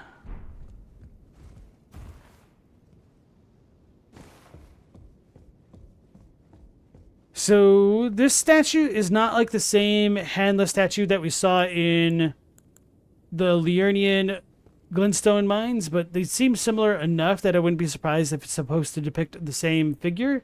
This one obviously does have hands. We don't really get this statue too many other places in the Lands Between. I think there might be one other spot, but I can't remember exactly where off the top of my head. So here is our maiden.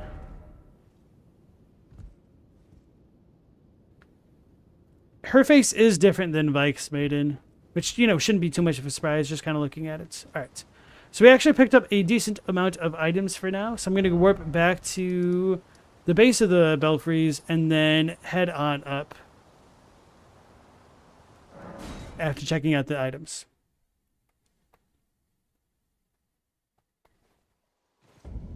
Hey, Meow Laser, nice to see you again. Oh, you say the Grafted Scion opened that door while we were away.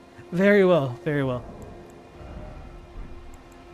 So what all did we pick up? All those Stormhawk Ashes. One of them is a key item, but Stormhawk Dean is normal.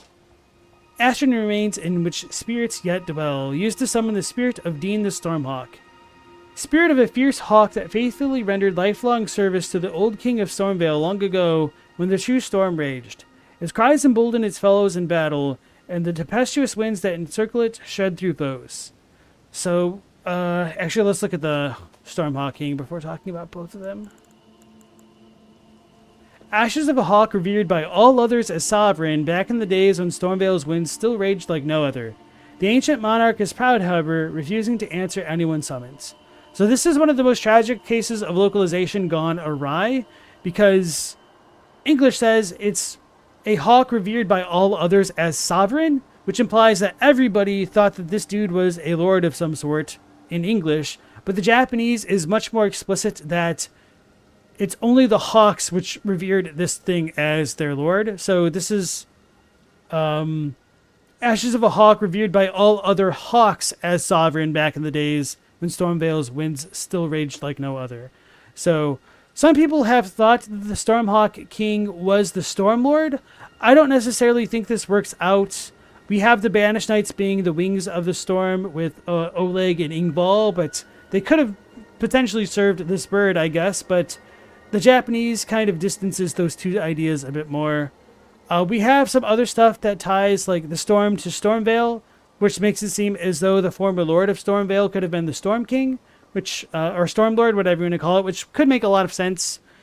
And the most likely culprit who would have been the Lord of Stormvale before Godfrey, if there was one, or at least during the time when the storm still raged, could have been Sarash. And with Sarash and the Beastmen kind of being subservient to the dragons of Farum Azula, that raises a lot of questions. For what it's worth, Sarash is also called the Beast Lord, so it's not as though like the Lord title is like super particular to beings. But anyway, you've got the Stormhawk King or the Stormhawk Lord in Japanese, however you want to translate that kanji, being one type of lord. Sarash was Lord of the Beasts, and Placidusax is called Dragon Lord. So anyway, if Sarash ruled Stormvale and the beasts were still subservient to the dragons, then one could potentially make the argument by the transitive property that if the true storm raged in Stormvale back when the Stormlord was active, and Sarash was subservient to the dragons, and then therefore Placidusax, that Placidusax could also be the Stormlord since he turns into a storm. But truth be told, we don't actually have a direct reference to whatever the hell the Stormlord actually was. And it is a little bit problematic if you want to think that the Stormlord was Placidusax, because it calls into question when Godfrey would have fought him, when would have been the transition between the Age of the Dragons versus the Age of the Erdtree. And presumably, you could make the argument that the Age of the Erdtree could have started and the dragons might not have really noticed it at first, and then that could have sparked the war of the dragons against the Erdtree later on. But it's a bit of a fool's errand trying to paint a complete picture when we have so many missing colors, I suppose. V-Limit says, Vyke mentioned. How's it going? Yeah. So, we saw Vyke's maiden earlier in the stream. We just checked out our alleged maiden. And that's pretty much that for now. And then, let me catch up with the chat. You don't know why would a hawk want a castle after all? Well, why would a snake want to become an Elden Lord? And so he says, there is the storm that drops the wolves outside Stormvale. Yeah, that's a good point, that wolves and other beasts do come from storms as well. I guess we could question whether or not wolves are related to Sirach, if Sirach is a dog or a cat. Malekith is a wolf, but we don't necessarily know for sure whether or not Sirach is also a wolf. But, I mean, they're both kind of like demi-human in their stature, so it makes sense if they were. Chadwick says, Godfrey's eyes faded once he defeated the Stormlord, though, right? In a Lu Bu way. I am very skeptical of such a claim because we're told in the Elden Lord armor, which is Godfrey's, I believe, that grace was stolen from him by Marika, and the only way it's phrased as his eyes kind of fading passively comes to us in the form of that sword monument. And because it's a sword monument and like a literal item in the world, as opposed to an item description told to us by a limited omniscient narrator, I question whether or not that's just a little bit of a propaganda piece in the world itself. Alright, so Black Knife Brits. On the night of the Black Knives, someone stole a fragment of death from Malekith, the Black Blade, and imbued its power into the assassin's daggers. This mark is evidence of the ritual and hides the truth of the conspiracy. So, I do question why the Black Knife print is blue as opposed to red or anything. I've wondered, and I don't really believe this at all anymore now, especially, but I'm just going to share the idea because I think it's neat, even if it doesn't ultimately mean anything, in that if the Black Knife print that we get here is blue and the rest of Destined Death is red, what would have happened if the original fragments of Destined Death were not removed from it? Would that have meant that Destined Death was purple? And part of the reason why I even thought of that crackpot theory was that in the 1.0 version of the game, Malekith's Destined Death attacks in that version of the game used a purple color that got changed to gold for the Blasphemous Blah parryable attacks later on. But anyway, aside from that, and this doesn't work in the Japanese, in Grey Violets it says that they are the hue of Ghost Flame, but the Japanese just says they're actually just the flower of Ghost Flame, and it doesn't talk about their color at all. So that theory gets kind of pushed a bit further down the rabbit hole of madness, I suppose.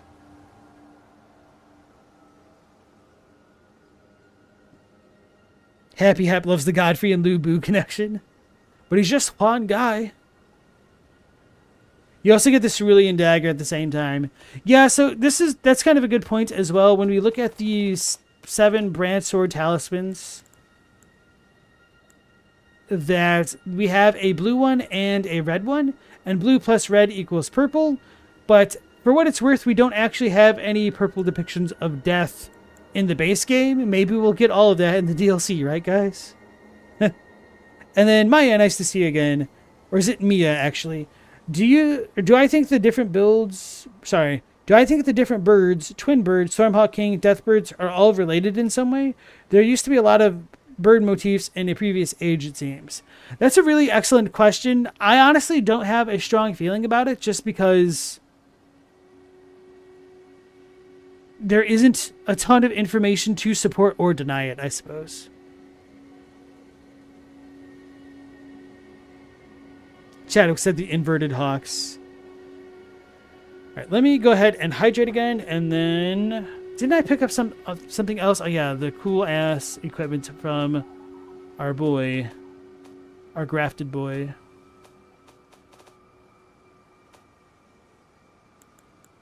Alright. 1 second here.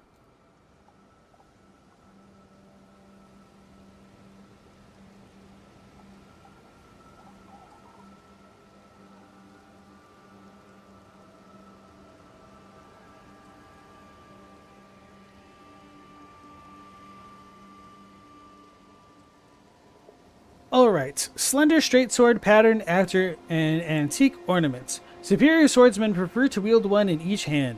After falling from grace, the dregs of the golden lineage sought power and purpose in the past. Let me double check this.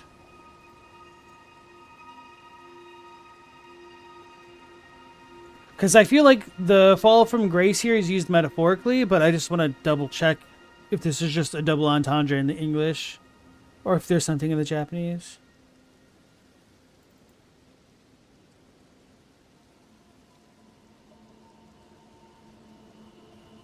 Yeah, okay, so this is just a little bit of a localization.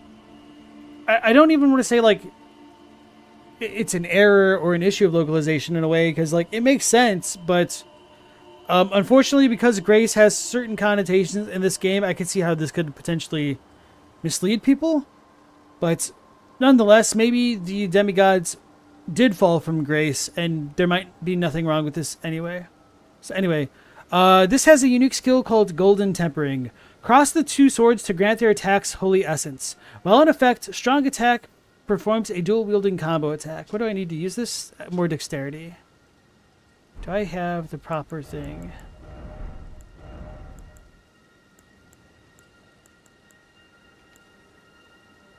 I do. Okay. This will be perfect. So remember how I was talking about the shades of gold and whatnot? When you actually use something like the ornamental straight sword,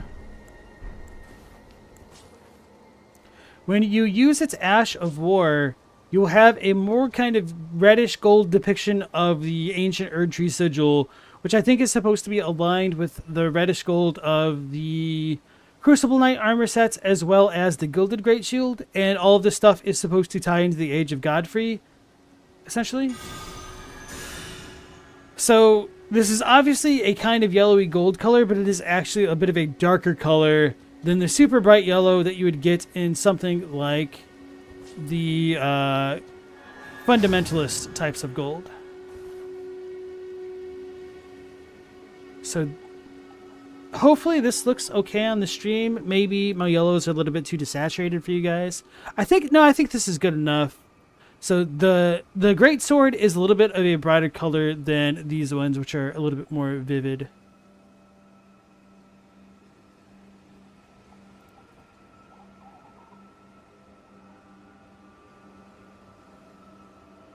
Godzilla sees it. Definitely has some red in it. Swiss versus American cheese. Oh no.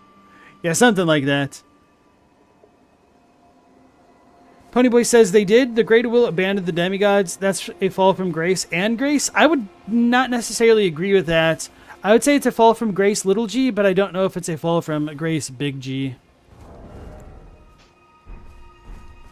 Which, to be fair, I don't think you're wrong, but until I get a little bit more explicit confirmation about that, I will try to give it a certain amount of distance, which could allow for alternative readings. America and cheese? Oh no. Alright, so those are the Belfries. I forgot the shield.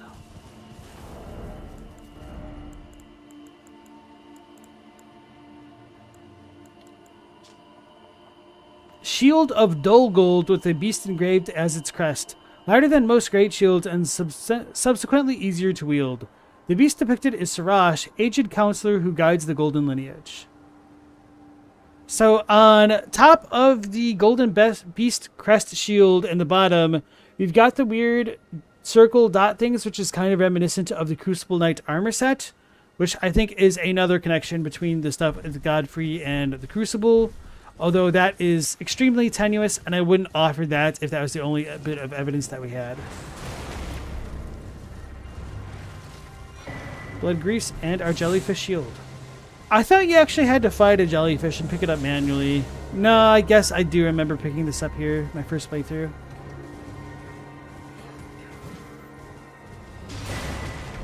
Got a rune arc. Got some iframes. To pick up cuckoo glintstones.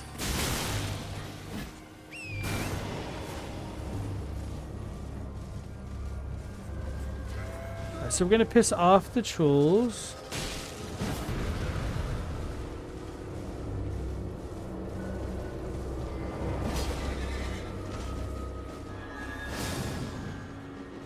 Just to be safe, let's go ahead and heal.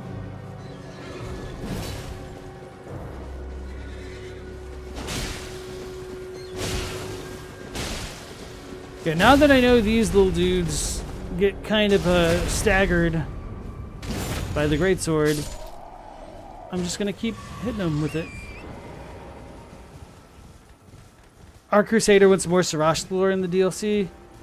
I'd be fine if it wasn't Sirash, but if we had a little bit more of an expansion on the Shadowhound beasts or just those kinds of beasts in general, that'd definitely be welcome. So this is where we get the Carian Knight Sword, which I forgot about. I mean, I remembered the sword existing, I just didn't remember it was in this thing specifically.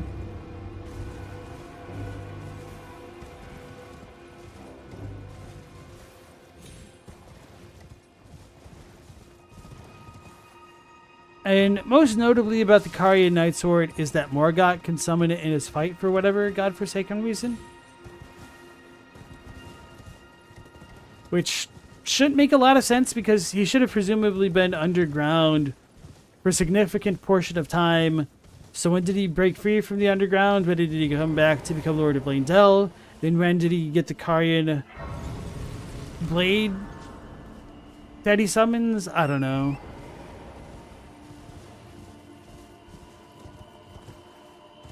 Thanks for keeping the Hollow at bay. Appreciate that, Mr. Kai. And nice to see you again.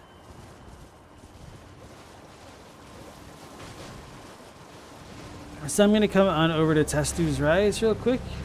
Because I think there's a cool scarab with an Ash of War that's worth grabbing. And if for no other reason, another Memory Stone might be nice.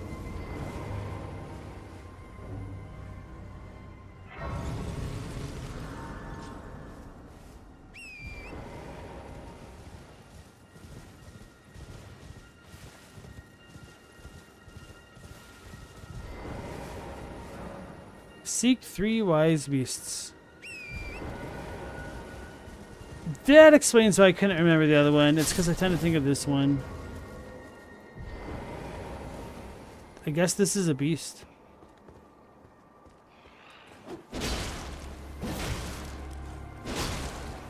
Or not. I don't remember this puppet dude at all.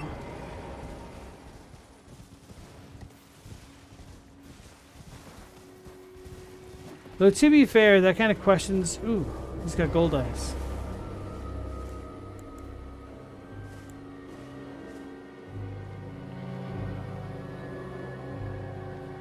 I was going to say that if these things are puppets, that makes me question whether or not the ancestral shaman followers down in Shifa River should also be considered puppets.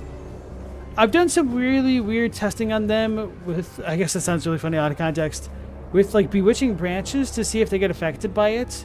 So it seems like the blue ghosts can be affected by bewitching branches, and I'm trying to remember if these ones are affected by sleep or if it's the white ones that are only affected by sleep. I know white ghosts in general tend to be a little bit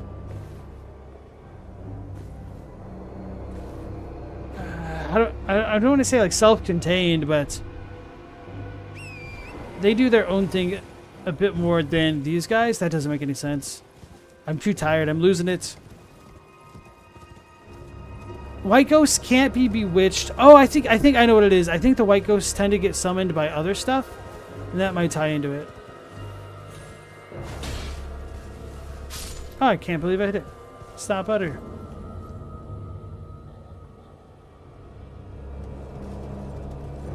Do you recommend looking at the messages for this one? It's actually helpful. No, I'm not doing it then. I think the third one was like way down here or something like that. Not.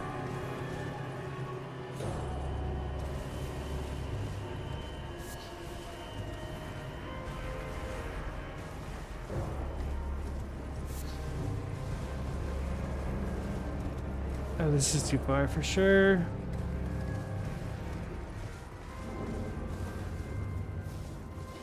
Oh, cool, that was just the sun.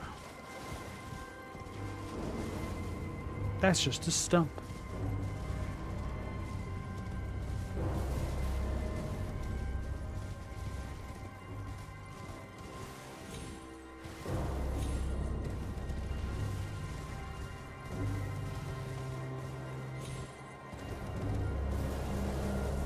Come on.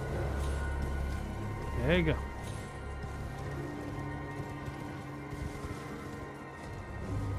So I do remember a little bit here and there.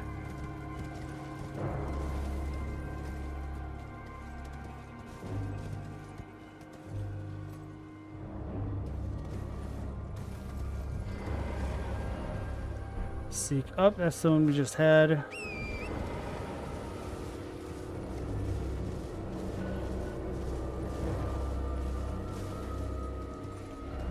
Try up still.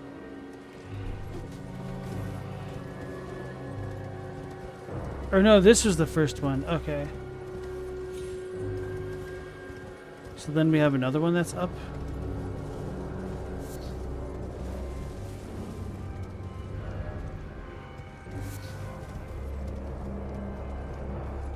Can't read.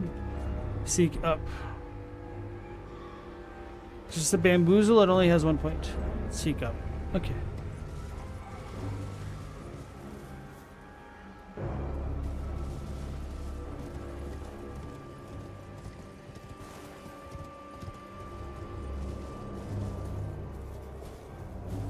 Don't see any extra blue ghosts looking up.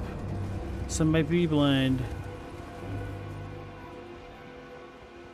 Dylan says, is there a specific reason or meaning to different colored flowers being where they are? I think for certain flowers, yes, and then other ones maybe not so much, other than just like looking pretty. So in the mountaintops, we've got like fiery flowers, and from those, or not just like the mountaintops, but in places where there's fire, you do get red flowers on occasion, which makes sense. Try a great tree.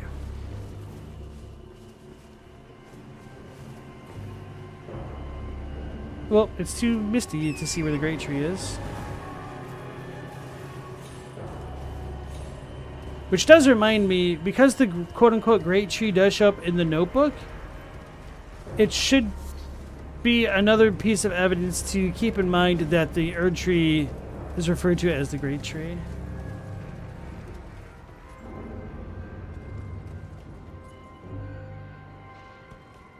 I felt like I did this. Damn it.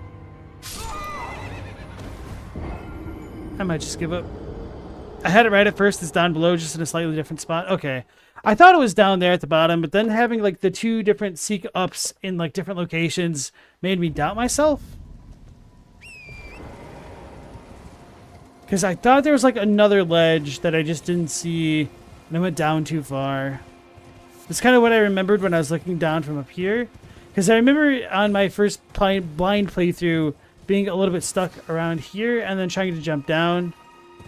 And then as I saw that platform and was falling down to it, I was like, wait a second, this reminds me of something. Yeah, like this spot.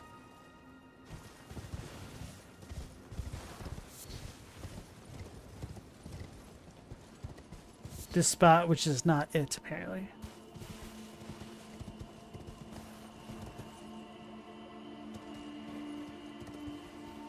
You were stuck on this tower for like an hour in your first playthrough? I don't remember how long I was stuck here, but it took me a minute as well.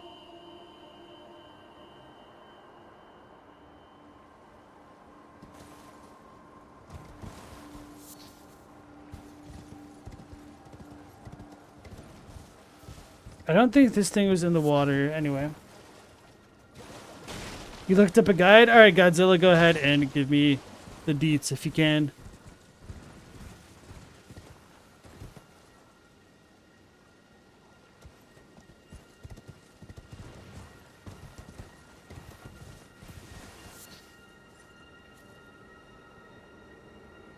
Moxie says, but why? The retranslation says it's large tree roots, and it's differentiating between each other. So the Erdtree was once connected to the great tree or whatever. So let's check this out again.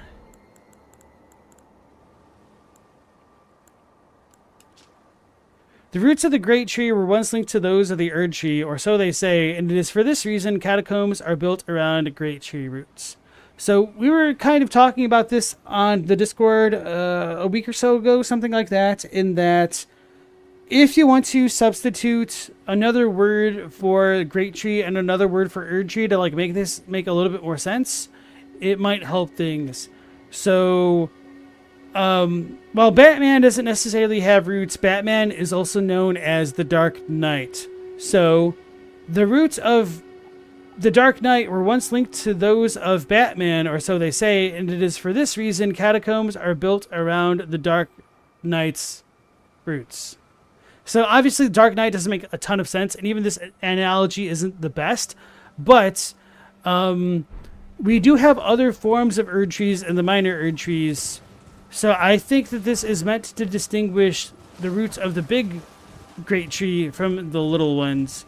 So the great tree is a reference to the actual Erdtree that most people think of as opposed to the minor ones. And that is made explicit in the Tree and Beast Surcoat, which in Japanese is called the Great Tree and Beast Surcoat, which says that it depicts the ancient Erdtree. Or not the ancient Erdtree, the distant Erdtree. So I don't think it's here after all, guys. Alright, Paisan, nice to see you again. You can't stick around, but warning that there's massive leaks. Thanks for the warnings. Yeah, apparently some of them might be big-time fakes, hopefully, I guess. But try to keep an eye out, or really more like an eye closed. Hey, Without Horns, nice to see you again. Yeah, probably best to stay clear of the Reddits and the Twitter. Seek up.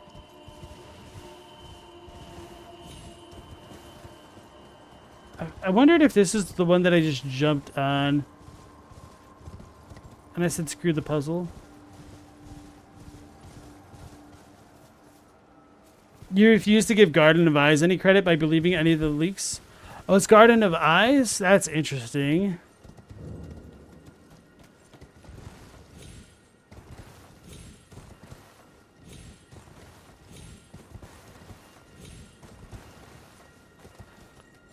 Ooh. Still no dog. That's funny.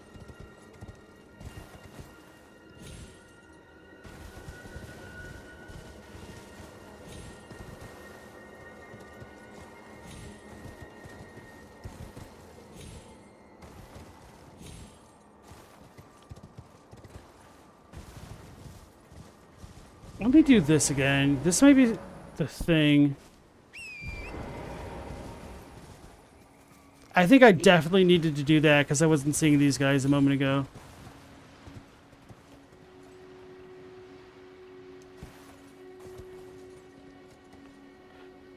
Damn it. So it wasn't entirely my memory.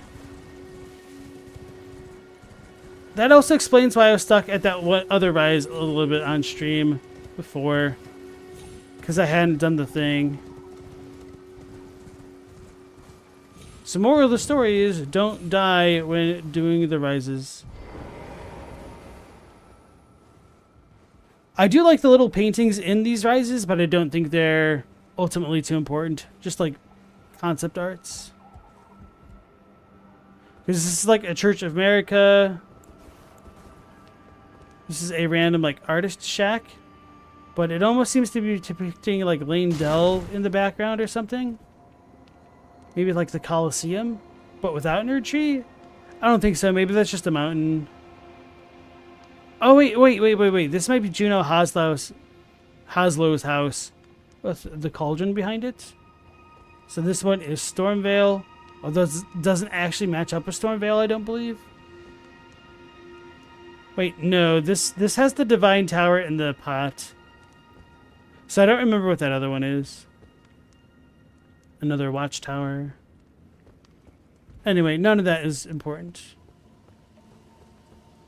So yeah, as we climb up the rises, we can see that they're made out of a blackstone, but I don't think they're part of like the Blackstone civilization for what it's worth. So we get a memory stone for this. This is kind of ironic. It's like, hey, you didn't remember how to do this? But now you're going to suffer.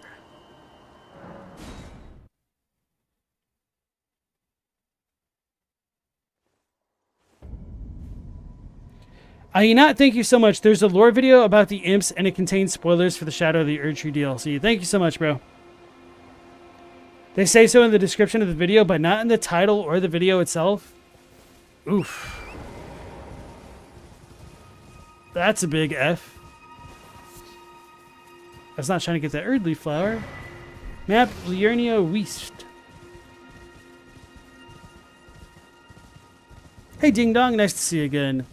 The King's Realm ruins.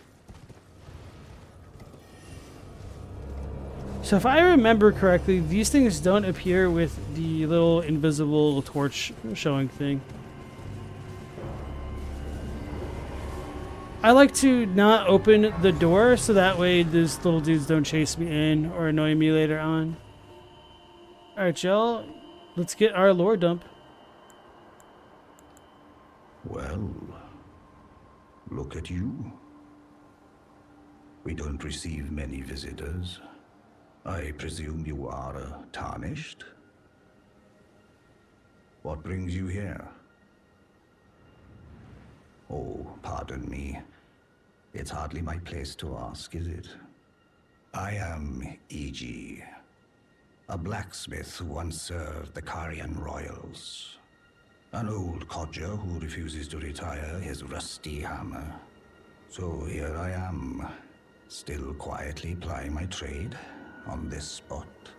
Perhaps you'd like a display? These bones are old, but still able.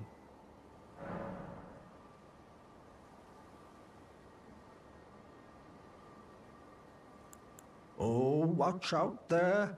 When I'm absorbed in my smithing, I lose sight of all else. If you come too close, I'm apt to cause you harm. I am, after all, terribly large compared to you, Tarnished. You don't know how hard it is not to break anything while I work. Brave Tarnished. A word of warning, if you please. This territory once belonged to the Carian royal family. Their manor lies not far beyond this point. When the Raya Lokari Academy turned on the Carians, the Knights of the Cuckoo descended on this tract. After leveling it, they carried on to the manor. The Carians were taken off guard, but their strength had not waned, and they repelled the Knights' onslaught by conjuring an enchanted snare that remains potent to this day. That is why I say, Tarnished, don't go near the manor, unless you wish to lie with the corpses of the heedless Knights of the Cuckoo. I've explained the peril of the enchanted snare that remains at the Royal Carian Manor. Whatever you do, brave Tarnished, stay away from that death trap. Alright, so that's pretty much the basic stuff that he has to say now. Before we make the Blythe introduction, we can see that he just sells up to tier 4 somber smithing stones. It's a limited supply of 3 and 4, which is really annoying. But anyway, let's say that Blade sent me. Blythe actually did that, did he? Quite a rare occurrence for such a guarded soul as he. Perhaps he sensed something unusual about you. At any rate, if you're friendly with Blythe, I've something else that might suit you.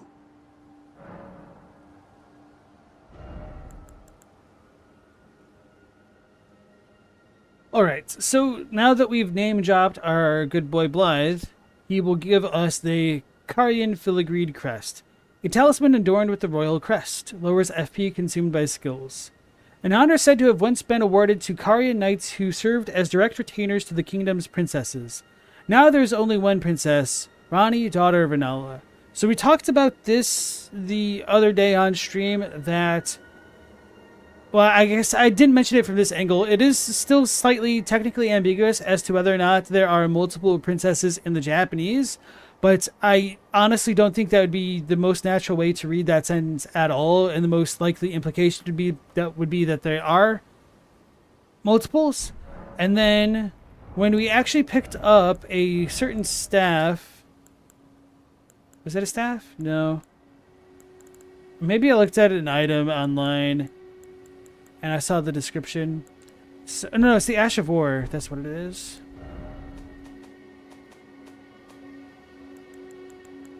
Spinning weapon, which we get from Roger, says that it's a spinning weapon, defensive skill employed by Carian princesses, plural. And it is very clearly princesses, plural in the Japanese. So Ojo Tachi. Anyway.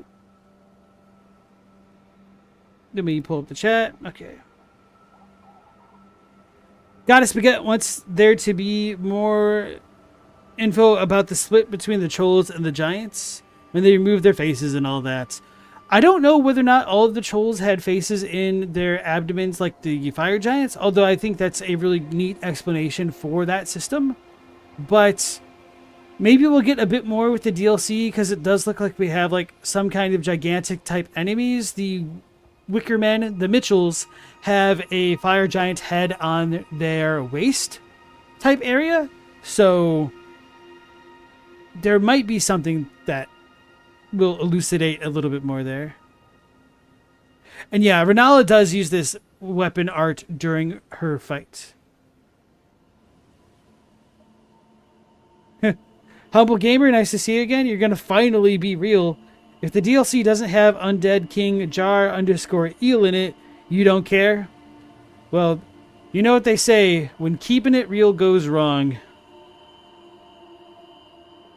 Joji Poji watched Asmon play the DLC. It looks very Souls-like. Man, everybody and their mother's brother is playing this DLC except for me, Envy Limit, and Zyostorm, and all of us in chat. It's all good.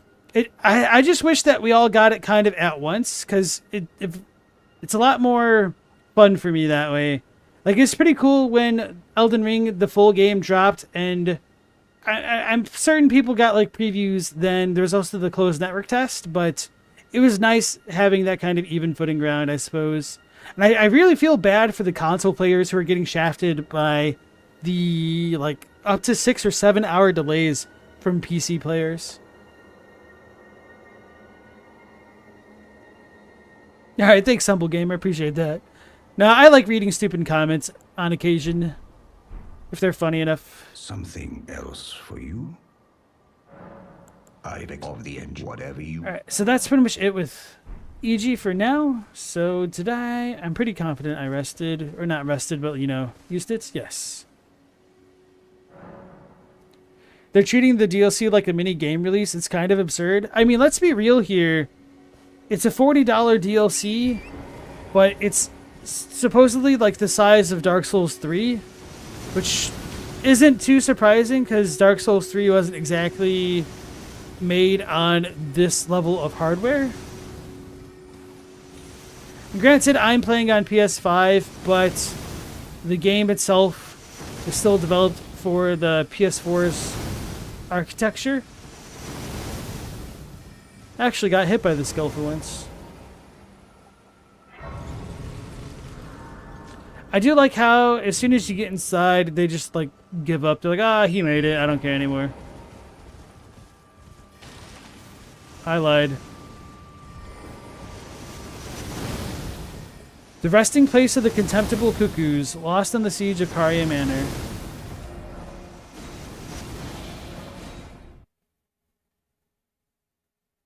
Some would say it's a game in itself. For real, though. It's like a sequel without being a real sequel.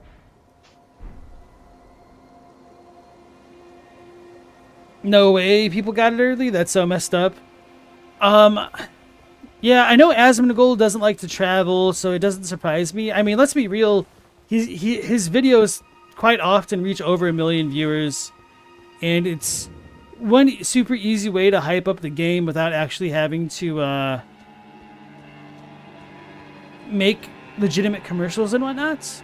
So it makes sense from a marketing perspective. Granted, I don't really have a TV that I watch or anything like that, so I don't know how much they even like play normal commercials anymore. I always forget like what items are actually good here, except for like the Sword of Night and Flame, which we'll get later. I didn't think there was anything else too important up here. So yeah, this is Carian Manor. As we go in the manor itself, we still have like the yellow style trees. When we get up to the top area, we'll see like more conifers that can look a bit more red. So I know we have that building down to the bottom right that I didn't access yet, but we'll access that on our return victory lap. So here are some of those conifers that I'm talking about, although they look a lot more gray right here with this kind of like fake glintstone night that's going on here. And Moxie, you might not be familiar with my content on this, but I'm sure you'd be really interested to learn that the finger reader in North Limgrave, I lived, says instead of glintstone eventide, that it's a glintstone night of Raya Lucaria that we need to traverse, or transcend rather. And so a false knight might actually be a part of glintstone.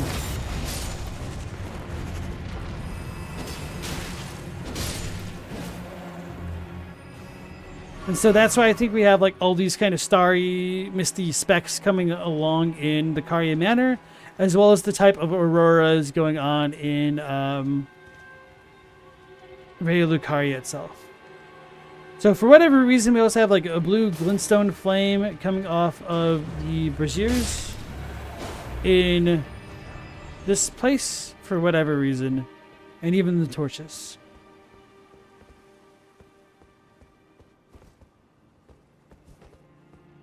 The blue flame stops torn too. I guess so, if you want to attribute it to that rather than the Super Mario World Yoshi being scared of going indoors to like ghost houses and castles.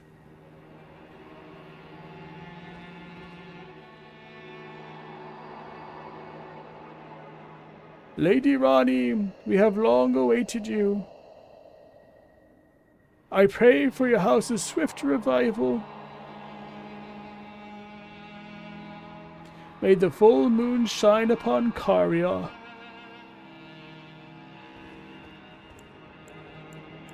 So I do like that this ghost has a bit of a different model than most of the other ones. He is got the full Raya Lucarian Knight regalia on.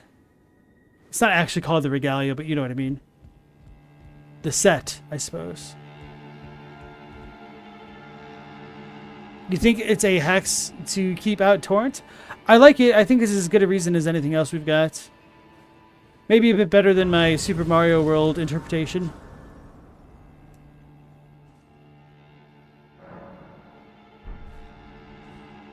Is the Lazuli crown depicting an Albinoric? I don't have the Lazuli crown yet, I don't think. I couldn't tell you.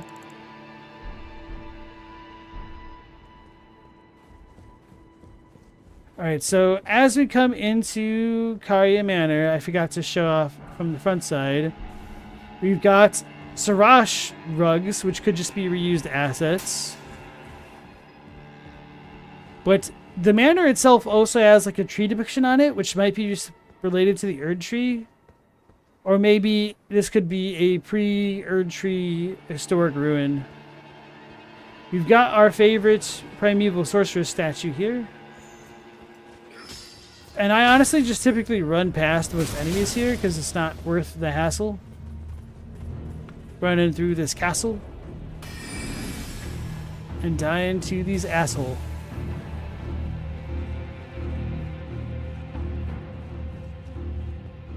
Once I get the next side of grace, I'll go on the victory lap.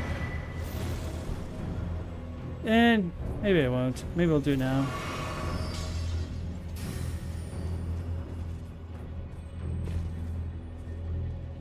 Alright. I abandoned the site of Grace plan because I realized I was right next to this thing.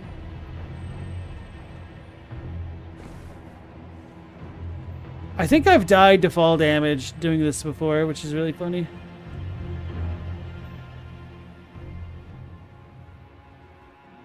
Is Tor the unambiguously good character in Elden Ring?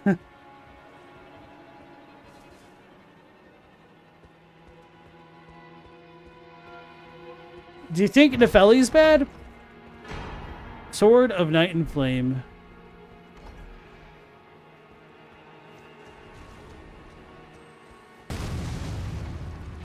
There's a trap.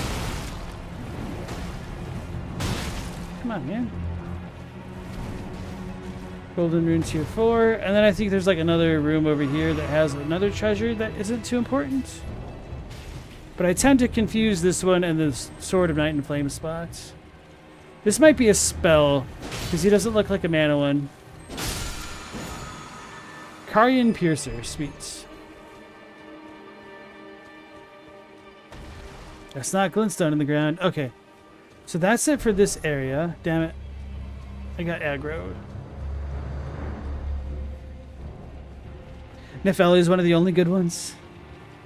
Roderica is sweet too. True story. She is a sweetie. And there is Raya. Enter Y says, Renala took over the place and filled it up with glintstones for some reason. Alright, so I talked about that depiction of a tree on the outside of this place. It's at the very top of the screen right there. Enjoy. Really don't have too much else to say about that. So, time to ruin everyone's day. But these are poop chutes. These are where people, like, pooped in castles and it would run down the walls, unironically. So now that we have that info to work with, let's go ahead and warp to the next place. Dylan likes Raya, but she's a bit too pro-murder for you. But I mean, her hands are clean, right? She only hires the murderers. Which way am I going? It's got to be this way. Yeah.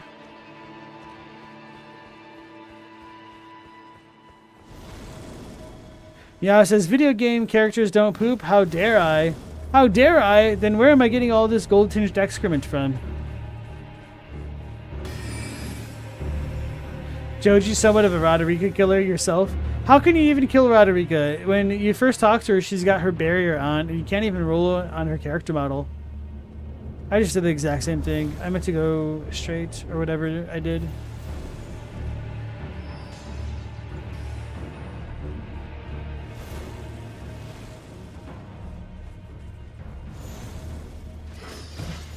Alright, here we go.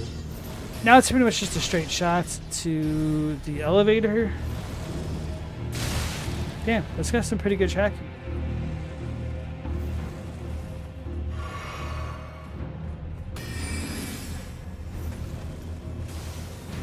So if you look at the sigils on the ground where the traps come from, they are those of the Carians, which is like what else would one expect? Maybe a non-sigil more than anything, but they're related. Alright, so we're through our little gauntlet there. How do I know there's a barrier? What have I done? I mean, I've tried to kill every NPC for the lore. So I've definitely killed Muriel for the bell bearing, you know.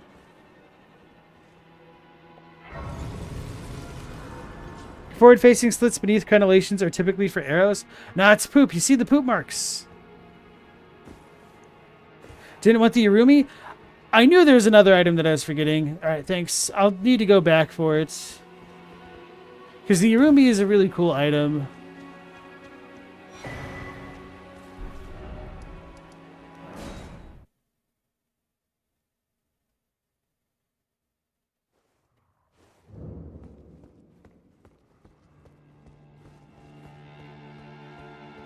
forget where it is, though.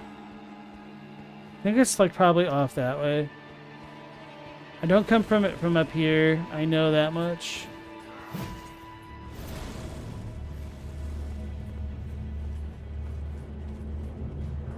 Probably should have just warped down. Anyway.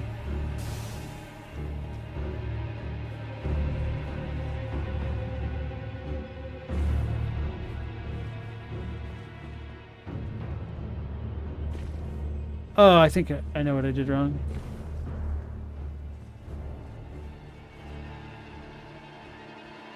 I know, this is fine.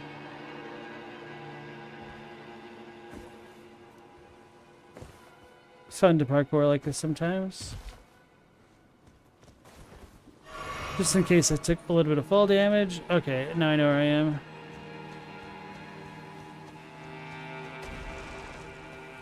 I thought there's a door that I opened down here. Was that it? No.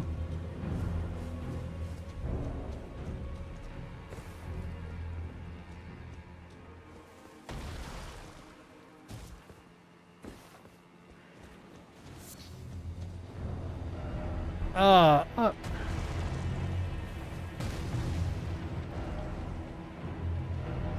Be wary of up.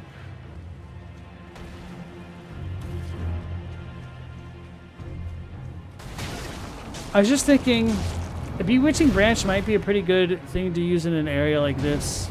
You got the big finger creepers strolling about.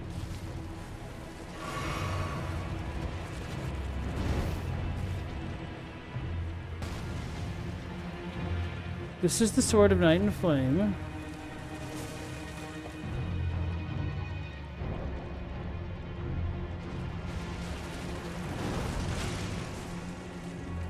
If you accidentally jump if you're too close to Raya or Radharika, they take like 1 damage. I didn't know you could damage them that way. It's closer to the last grace. I have to jump off before the grace.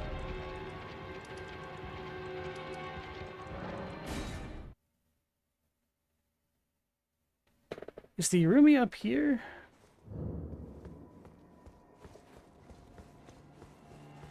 So there is a second spot that I jump off of. Okay, I thought there might have been one, but I just didn't believe myself. So now that we're waiting for this one. Sword of Night and Flame.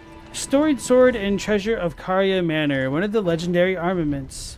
Astrologers who preceded the sorcerers established themselves in mountaintops that nearly touched the sky and considered the fire giants their neighbors. So yeah, this is kind of one of the other descriptions which certainly puts the existence of the astrologers before the sorcerers and would seemingly contradict the astrologer set if it weren't for...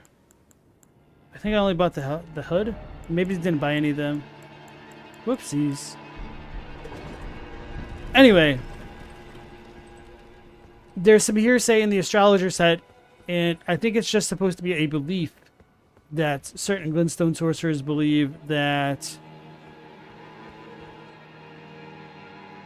the astrologers are descended from them rather than the other way around. It's to the side of the elevator? Okay. Or do you mean the final area? I think I know what you're talking about. No, that's not an elevator up there, is it?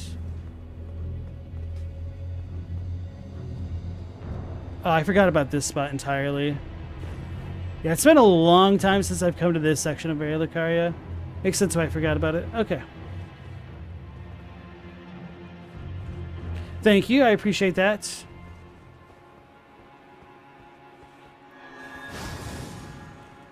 Fudge.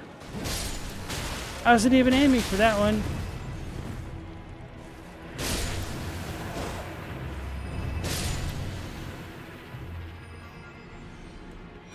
Roomy. Okay.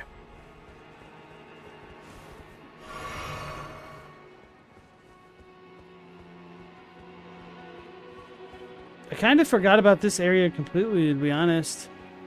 I don't think there's anything too important beyond the maiden. So let's go ahead and get killed.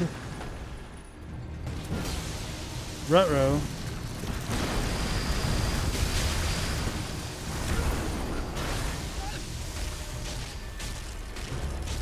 I should mash just to be safe. Safe to die. Oh well. I probably had enough runes to level up at that point. Zoinks.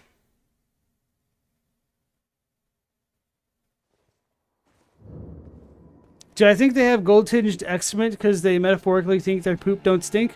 No, I think their poop does continue to stink for eternity.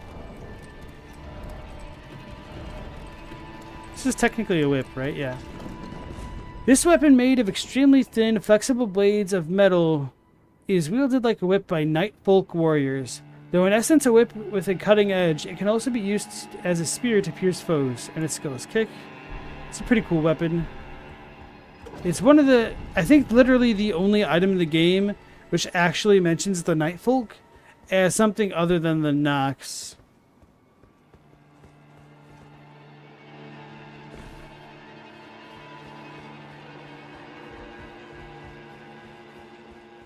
Alright, our revenge tour has begun.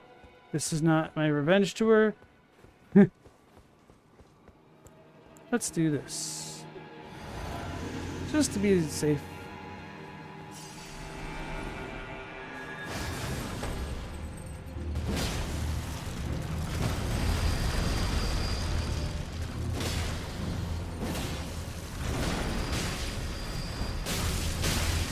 I'm stuck. I'm stuck. Oh my god. That was a lucky heal.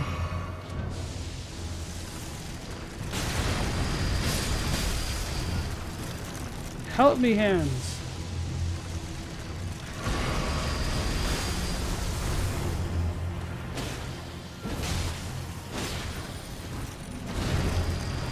I wish I had silver mist to deal with this thing.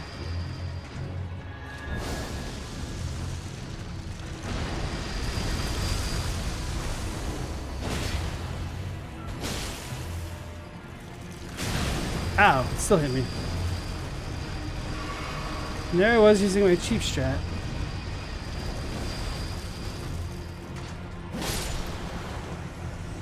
There we go. Stuck in a carousel of pain? Youch, indeed.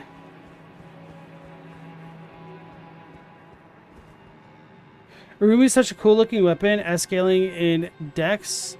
And you guys are talking about the Qatar? Oh, you're talking about Qatars being infused with poison to fight tigers in India? And you find it in the lion's den. Yeah, as a weapon, I think a Qatar is like super cool. I don't actually know how effective they are because punching weapons are not the best at preserving one's wrists, but anyway. You don't necessarily have to punch with a Qatar to make it work. Let's go all the way back up to the upper level. Oh no, I just realized I'm going to have to fight Loretta.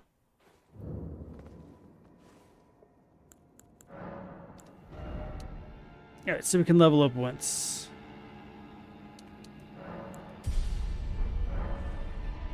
Thanks for the GG against a minor enemy. Wait. Can I upgrade? I don't think I can. I probably need another seed. 3? Rip. I do like that they added in those little indicators to show that you can upgrade things though. It's a solid, smart move.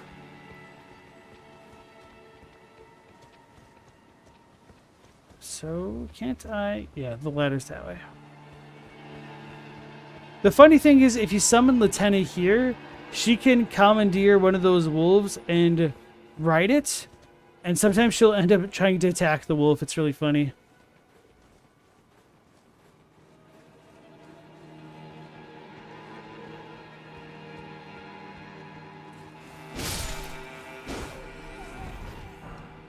Ruined fragments.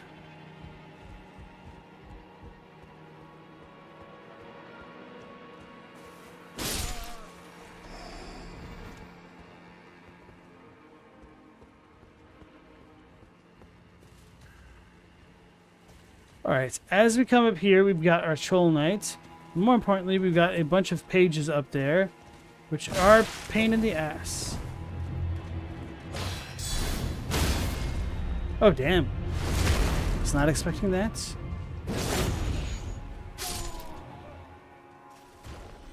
The troll is alerted. So these are the normal tier of page.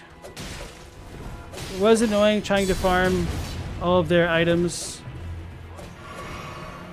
The other one's awoken. Oh no, and the troll is awoken. Roll away.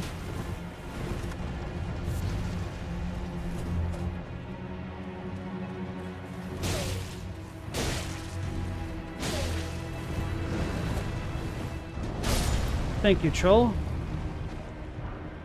Perfumer's bolt. Damn, he still got me. Okay. And this is one of the few places we could see Caria's banner.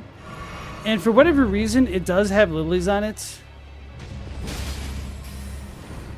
Not phalanx, although this one wouldn't be phalanx, it's only 3 weapons.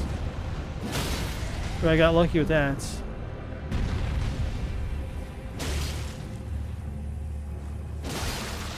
I did not get lucky with that.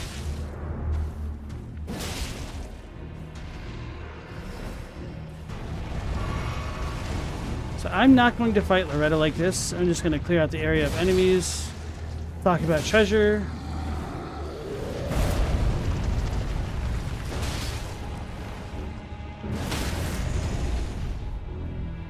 He's going to go through the ground. I know it worked this time. This seemed like a much worse angle than the other one. Troll Knight Sword.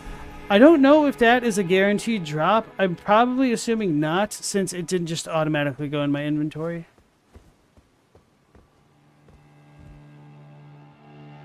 Okay, so this will bring us down to the jar area. So I can leave that alone. Alright. A rare drop, yeah. You can't parry a troll.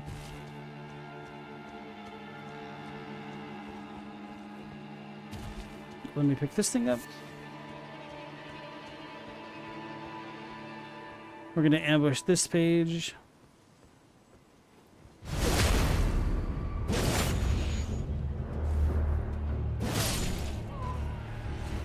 Alright, let's check out our new sword. Gotta love the enemy-friendly fire, yeah. So this is the Carian Royal Banner. You don't really see it too many other places, except I think the Carian Study Hall. And as I was saying a moment ago, I think it depicts lilies on it. At the very least, it depicts some kind of flower, which is a little bit reminiscent of Mikola's lilies, or Trina's. The ones at the very top there. These things. That's different. Okay. Yeah, I almost feel like I should have gone a sorcery build this run through. I still don't have even the requisite strength for this, though. Greatsword embedded with a blue glintstone. Weapon of the trolls in service to the royal family of Caria. Called into service when the queen invoked an oath they swore, the trolls are treated as true knights of Caria and fight arm in arm with their human comrades. And then this one has Troll's Roar, which is a skill.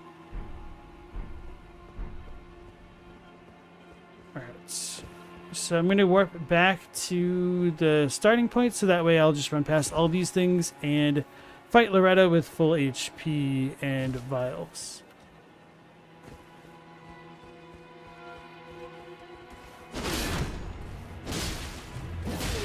I shouldn't have kept attacking. I should have just exploited the stagger rake.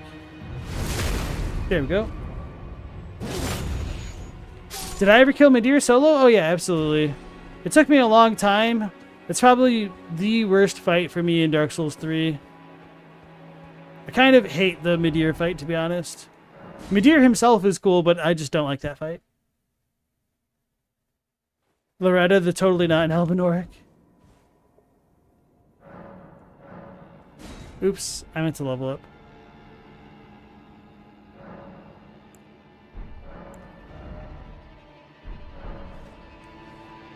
Well, the good news is I couldn't level up even if I'd wanted. Meteor solo is actually easier. It seems like a lot of FromSoft bosses do tend to become easier. I couldn't swing because of the stupid dialogue box. It's weird because on certain dialogue boxes, they recognize that you're still playing the game and they don't block your inputs. But other ones like that one do. I don't understand.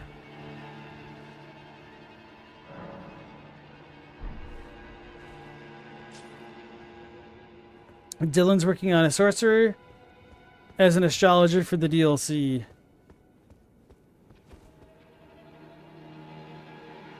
Dylan just finished Carian Manor an hour ago. Lots of useful astrologer things there. Yeah. I mean, the Sword of Night and Flame is overpowered. I think they nerfed it, but it's still, like, ridiculously good for what it is. I'll already coming.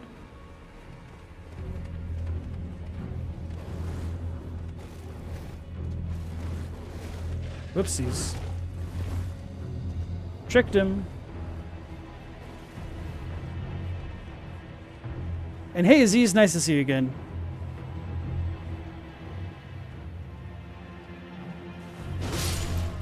The first time you finished the Ring City, you were on New Game Plus 2. Meteor took you 40 tries and you had to do it solo because co-op was simply impossible.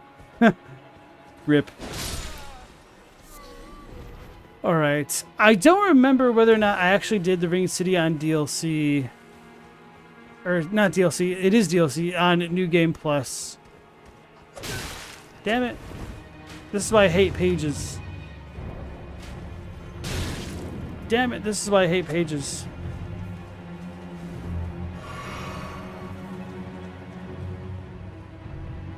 I was going to be livid if it followed me in here. Whew. Okay, so as we come into the moon gazing grounds, we have some more trees. Some are more red and all that, but it's pretty par for the course for Liurnia at this point. Alright, so here we go with Loretta. Summoning ups the HP, doesn't it? Yes, Stella. And nice to see you again.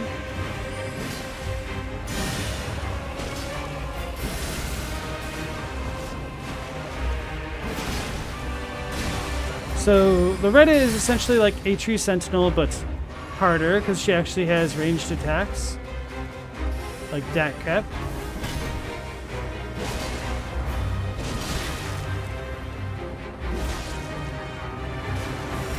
I panic rolled way too early.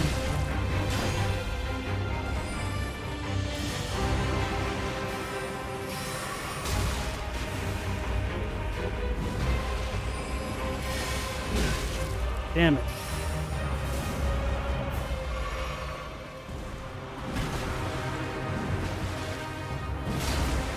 I don't mind Loretta as a boss. She's kind of tougher with a bleed weapon because this spirit form of Loretta doesn't actually bleed, which ironically makes the Haley Tree version a little bit difficult to fight depending on one's build. A little bit more difficult to fight depending on one's build. She used her Ash Boar on me.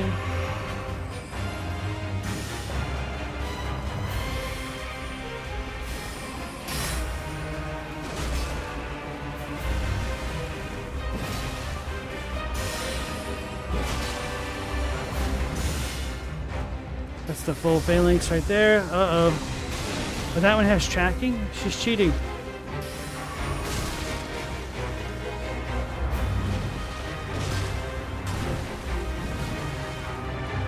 I thought she was going to land up again. Damn, the range on that. Run away. Oh, man. So yeah, I have to stop running to properly dodge that, which is kind of garbage.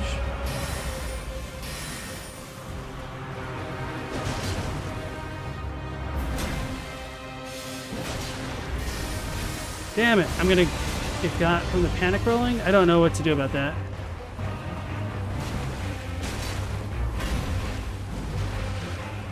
Bro, she's still attacking? Holy crap. Am I out of juice? Yeah, I thought so. Uh-oh.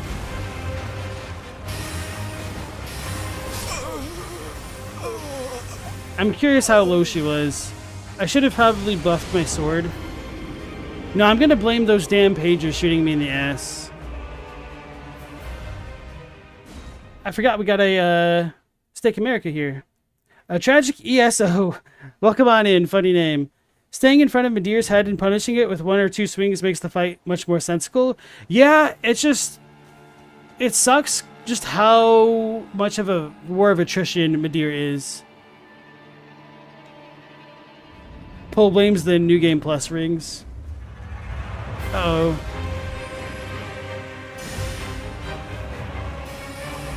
That's my chance.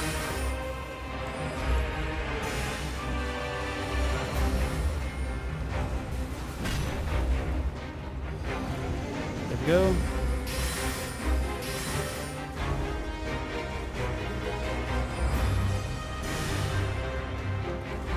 Trying to regain some stamina. Oh, okay.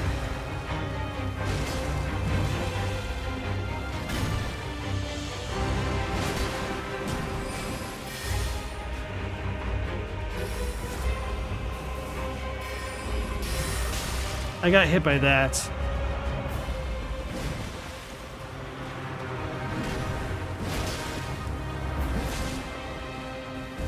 So she's going to follow up. Okay, nope.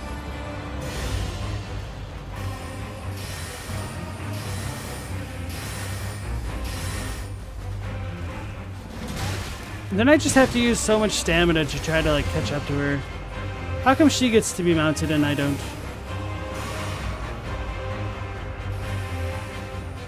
Felt like I was close to getting her that attempt. If I didn't choke at the end, I think I probably could have killed her. Bro! What way do I need to dodge? Do I need to dodge in for that? Because I couldn't possibly avoid that second attack the way that I rolled.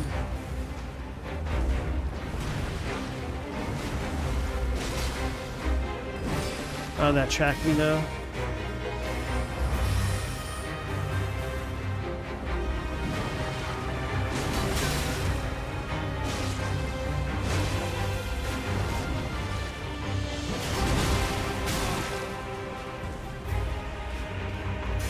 Okay. Wait, what was that?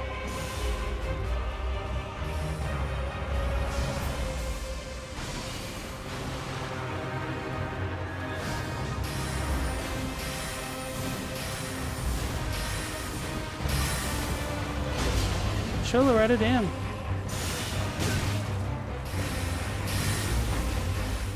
Jeez.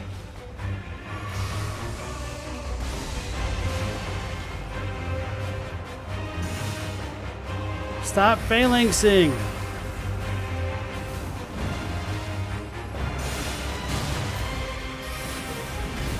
I hate Loretta.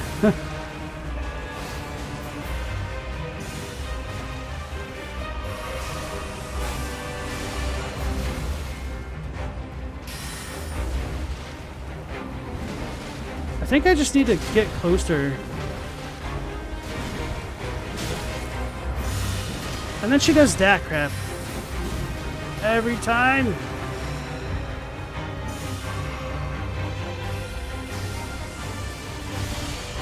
I should have rolled forward. Okay, I think that's it if I'm panic rolling.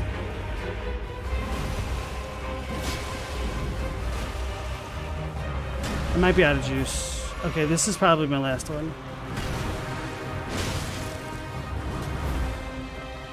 Stop! Oh god. I didn't have the range. I need to roll in on that. Okay. That's what I thought.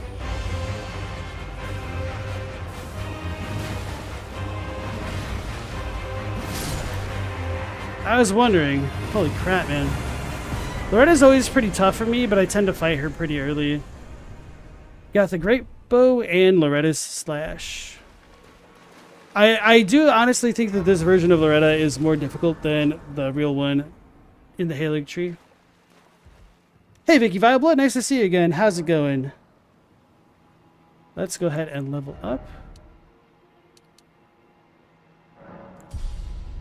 Get that HP. Loretta's a dirty cheater? Okay. And Amin, nice to see you again.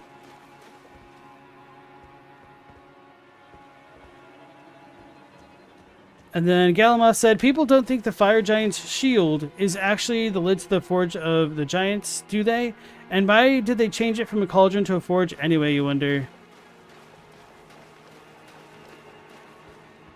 I know some people think that it's unironically a lid to the cauldron, but this is the wrong way. It's way too small to fit. But then again, like, the size of weapons isn't necessarily constant in Elden Ring, depending on how one feels about the Bolt of Grandsax. Which is kind of silly to say, but, you know, kind of true. So we have a doula who will spawn in randomly here. It's not too random. I typically don't really try to fight her, because there's not much incentive to do so. She'll just, like, teleport away, and then it doesn't really matter. So I'm just going to get, like, the Sight of Grace, and then I might roll down to the Pedialyte area.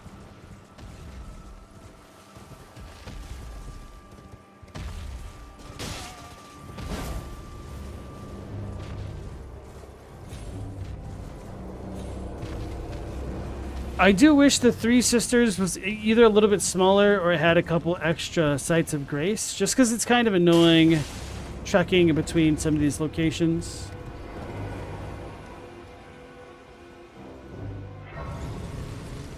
Vicky just fought the regular Loretta in the Erdtree, and you agree? It's kind of funny because I feel like that's not even the first example of a boss like that. I do think Morgott is easier than Margit as well. No, she doesn't sit side saddle. I don't know why that was hard to say. Might try impaling thrust on the greatsword. It does a lot of stance damage and it follows up with an R2. It's faster than a normal R2. I really like the giant killer, but I don't really care too much about Ashes of War. I'm just kind of like using this as a stopgap for when I get more confessory type stuff. What level is my character right now? Like 42? 46. But I've not invested into any of my offensive stats yet. And it's mostly just been stamina and HP because on a hubless run, it's harder to feel how much I have left remaining. What am I doing? You know, I do want to go down that way. It's weird for me to go down this way. Where is our scarab? Right, so Pedialyte's here. Oh. So this isn't in 1.0, but I may as well get it now. The Black Wolf Mask.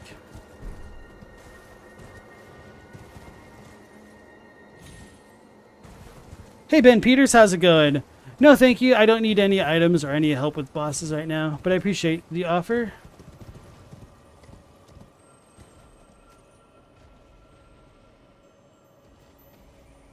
That makes sense? Okay.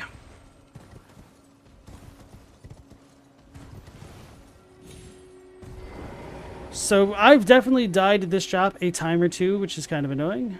So the trick is to angle yourself kind of away rather than like walking directly towards where you need to go. Carian Manor. I actually don't remember if there's any treasure up here. I don't remember there being, but since I can walk up here, I may as well check. An old fang. Oh.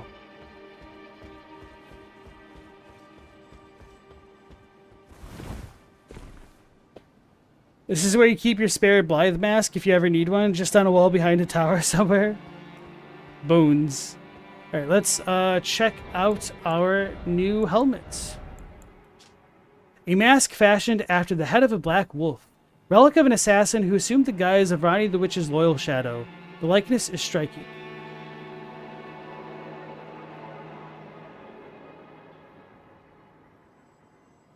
I thought the English was a little bit more descriptive about this. Let me double check the Japanese. Maybe it's another item similar to this. But I thought it was this one.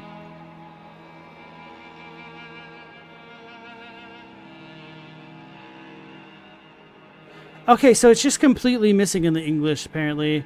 Yeah, so long ago there was one who impersonated the form, or who changed their form into the shadow attendant of Ranni the Witch in order to harm her. and it almost looks like the real thing. So essentially, there was an assassin who assumed the guise of Ranni, the witch's loyal shadow, as an attempt to assassinate Ranni. And we don't know who sent that assassin or anything like that, and it's a really big miss that this wasn't in the English version of the game. Because it's also possible to interpret this in the English as it is right now, as though that such an assassin could have worked for Ranni. Spell-proof dried liver. So I don't exactly remember what Pidia says before you join Ranni's crew, which is kind of why I wanted to come here first. Jump scare. Oh, you? Sorry, your worship. I apologize for any offense given. I am Pidia, servant to the Carian royal family. I am charged with maintaining these ghastly dolls. Ding Dong asks, is there anything that hints towards who the assassin is or was? I think the best guess right now could be Darrowil, since Darrowil is believed to be a traitor by Blythe. But beyond that, no. Your worship, allow me to be of use. Other than the puppets, there are some very fine things up here in this storeroom. Why not pick something out before you go? But please, can you offer poor ill-starred Pidia a little something by way of compensation? Alright, so he's got some budding horns, old things, slumbering eggs, a ritual pot. We haven't gotten this one yet. Celestial Dew, Larval Tear, Goodstone Craftsman's Cookbook 7. So this is where we get cold bone arrows. Carian Retaliation, which is extremely good. Ripple Blade, Black Leather Shield, and the Weathered Map. So there's a lot of really good stuff here. I don't necessarily need the Celestial Dew. I almost bought it on impulse because it's a cool item. But we'll talk about that. And the Larval Tear, I might want to buy this. But at the very least, I haven't really been using a shield. Damn it. A lot of fun stuff. Okay. So ritual pots. This empty pot somehow mends itself when broken. Blah, blah, blah. Blah, blah, blah. Okay. Celestial Dew. A hidden tear found in the Eternal City, also known as a night tear. Allows one to carry out an absolution at the Church of Vows, reversing all antagonizations. Once upon a time, the stars of the night sky guided fate, and this is a recollection of those times. So this is the other item which corroborates that there was fate with the night stars, and it is changed now, apparently. So, beyond that, I'm trying to remember the thing about the Japanese at the night tier. Let me look it up real quick.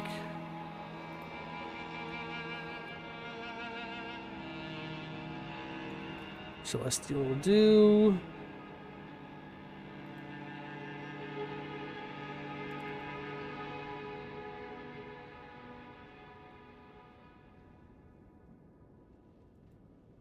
Wait, why was this important?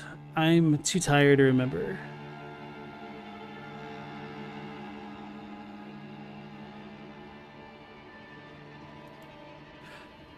Was there a silver tier connection in my mind? I'm blinking. Anyway.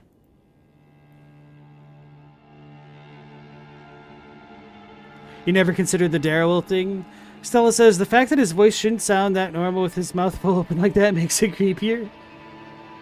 Hey, Diemo, no, we're not going to do any DLC talk until the DLC comes out.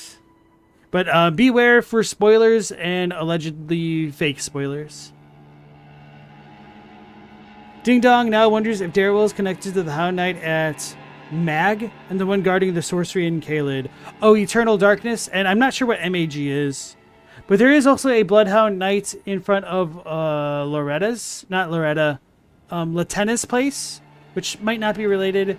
We're also told of another Bloodhound Knight, Flo. I don't remember if that's the one we summon or not, but I think as far as like the naming conventions go, there is a little bit of an overlap between some of the Bloodhound Knights and the Crucible Knights, because you have the, what is it, Florician time period, which could go along with, or maybe it's the Flow time period, which goes along with the Siluria time period, as well as Ordovician.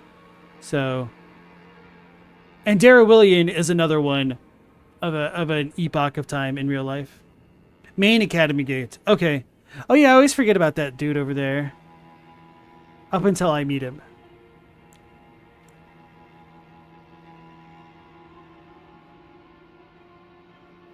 Okay, I remembered what it was. It was Herba. Let me look it up real quick.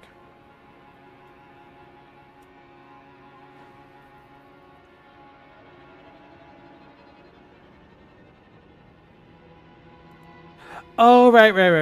Okay. That's what it was. So, the name of Celestial Dew is also known as a Night Tier, and Dukist Herba in Japanese is Yotsuyo no Herba, which means a, like, night mist herba, I guess? Night Tier Herba? That's not mist. That's a different kanji. This is Kiri. Or this is not Kiri. And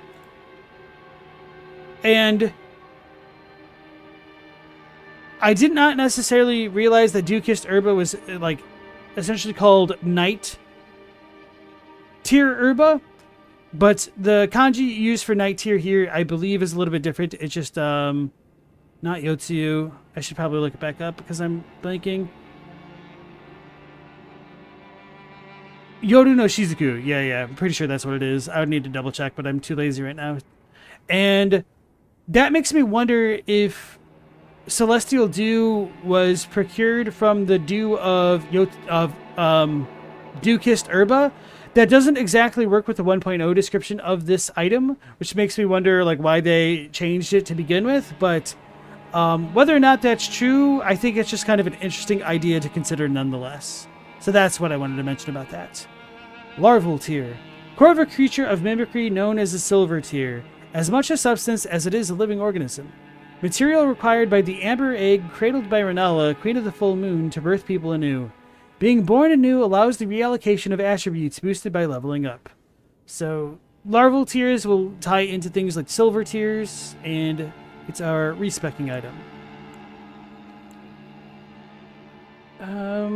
Glintstone sorceries are faux sorceries in the cookbooks. Anyway,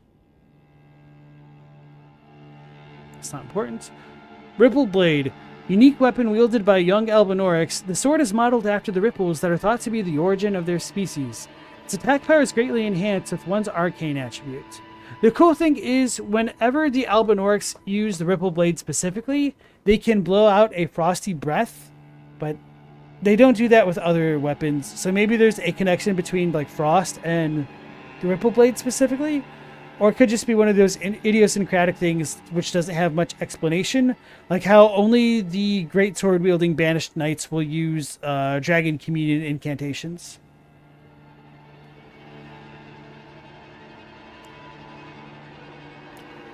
Black leather shield. Round shield covered in black leather. On the larger side for a medium-sized shield. From the north, the shield depicts the polar star in rivets of gold. The inside is lined with fur, protecting the carriers from frost. So, we've wondered in the Discord server whether or not the black leather shield and the polar star is kind of depicted in Messmer's forces on the DLC key arts, but we don't really know that for sure yet. And yeah, that's pretty much it. The weathered map is a simple, badly weathered map left discarded and forgotten for some time. Further details are available only to paying customers. So I'm just going to go ahead and buy the larval tier, and I guess that's it. I shouldn't worry too much about Carian retaliation. Nope, I said nothing about no North Star Chadwick. You know that.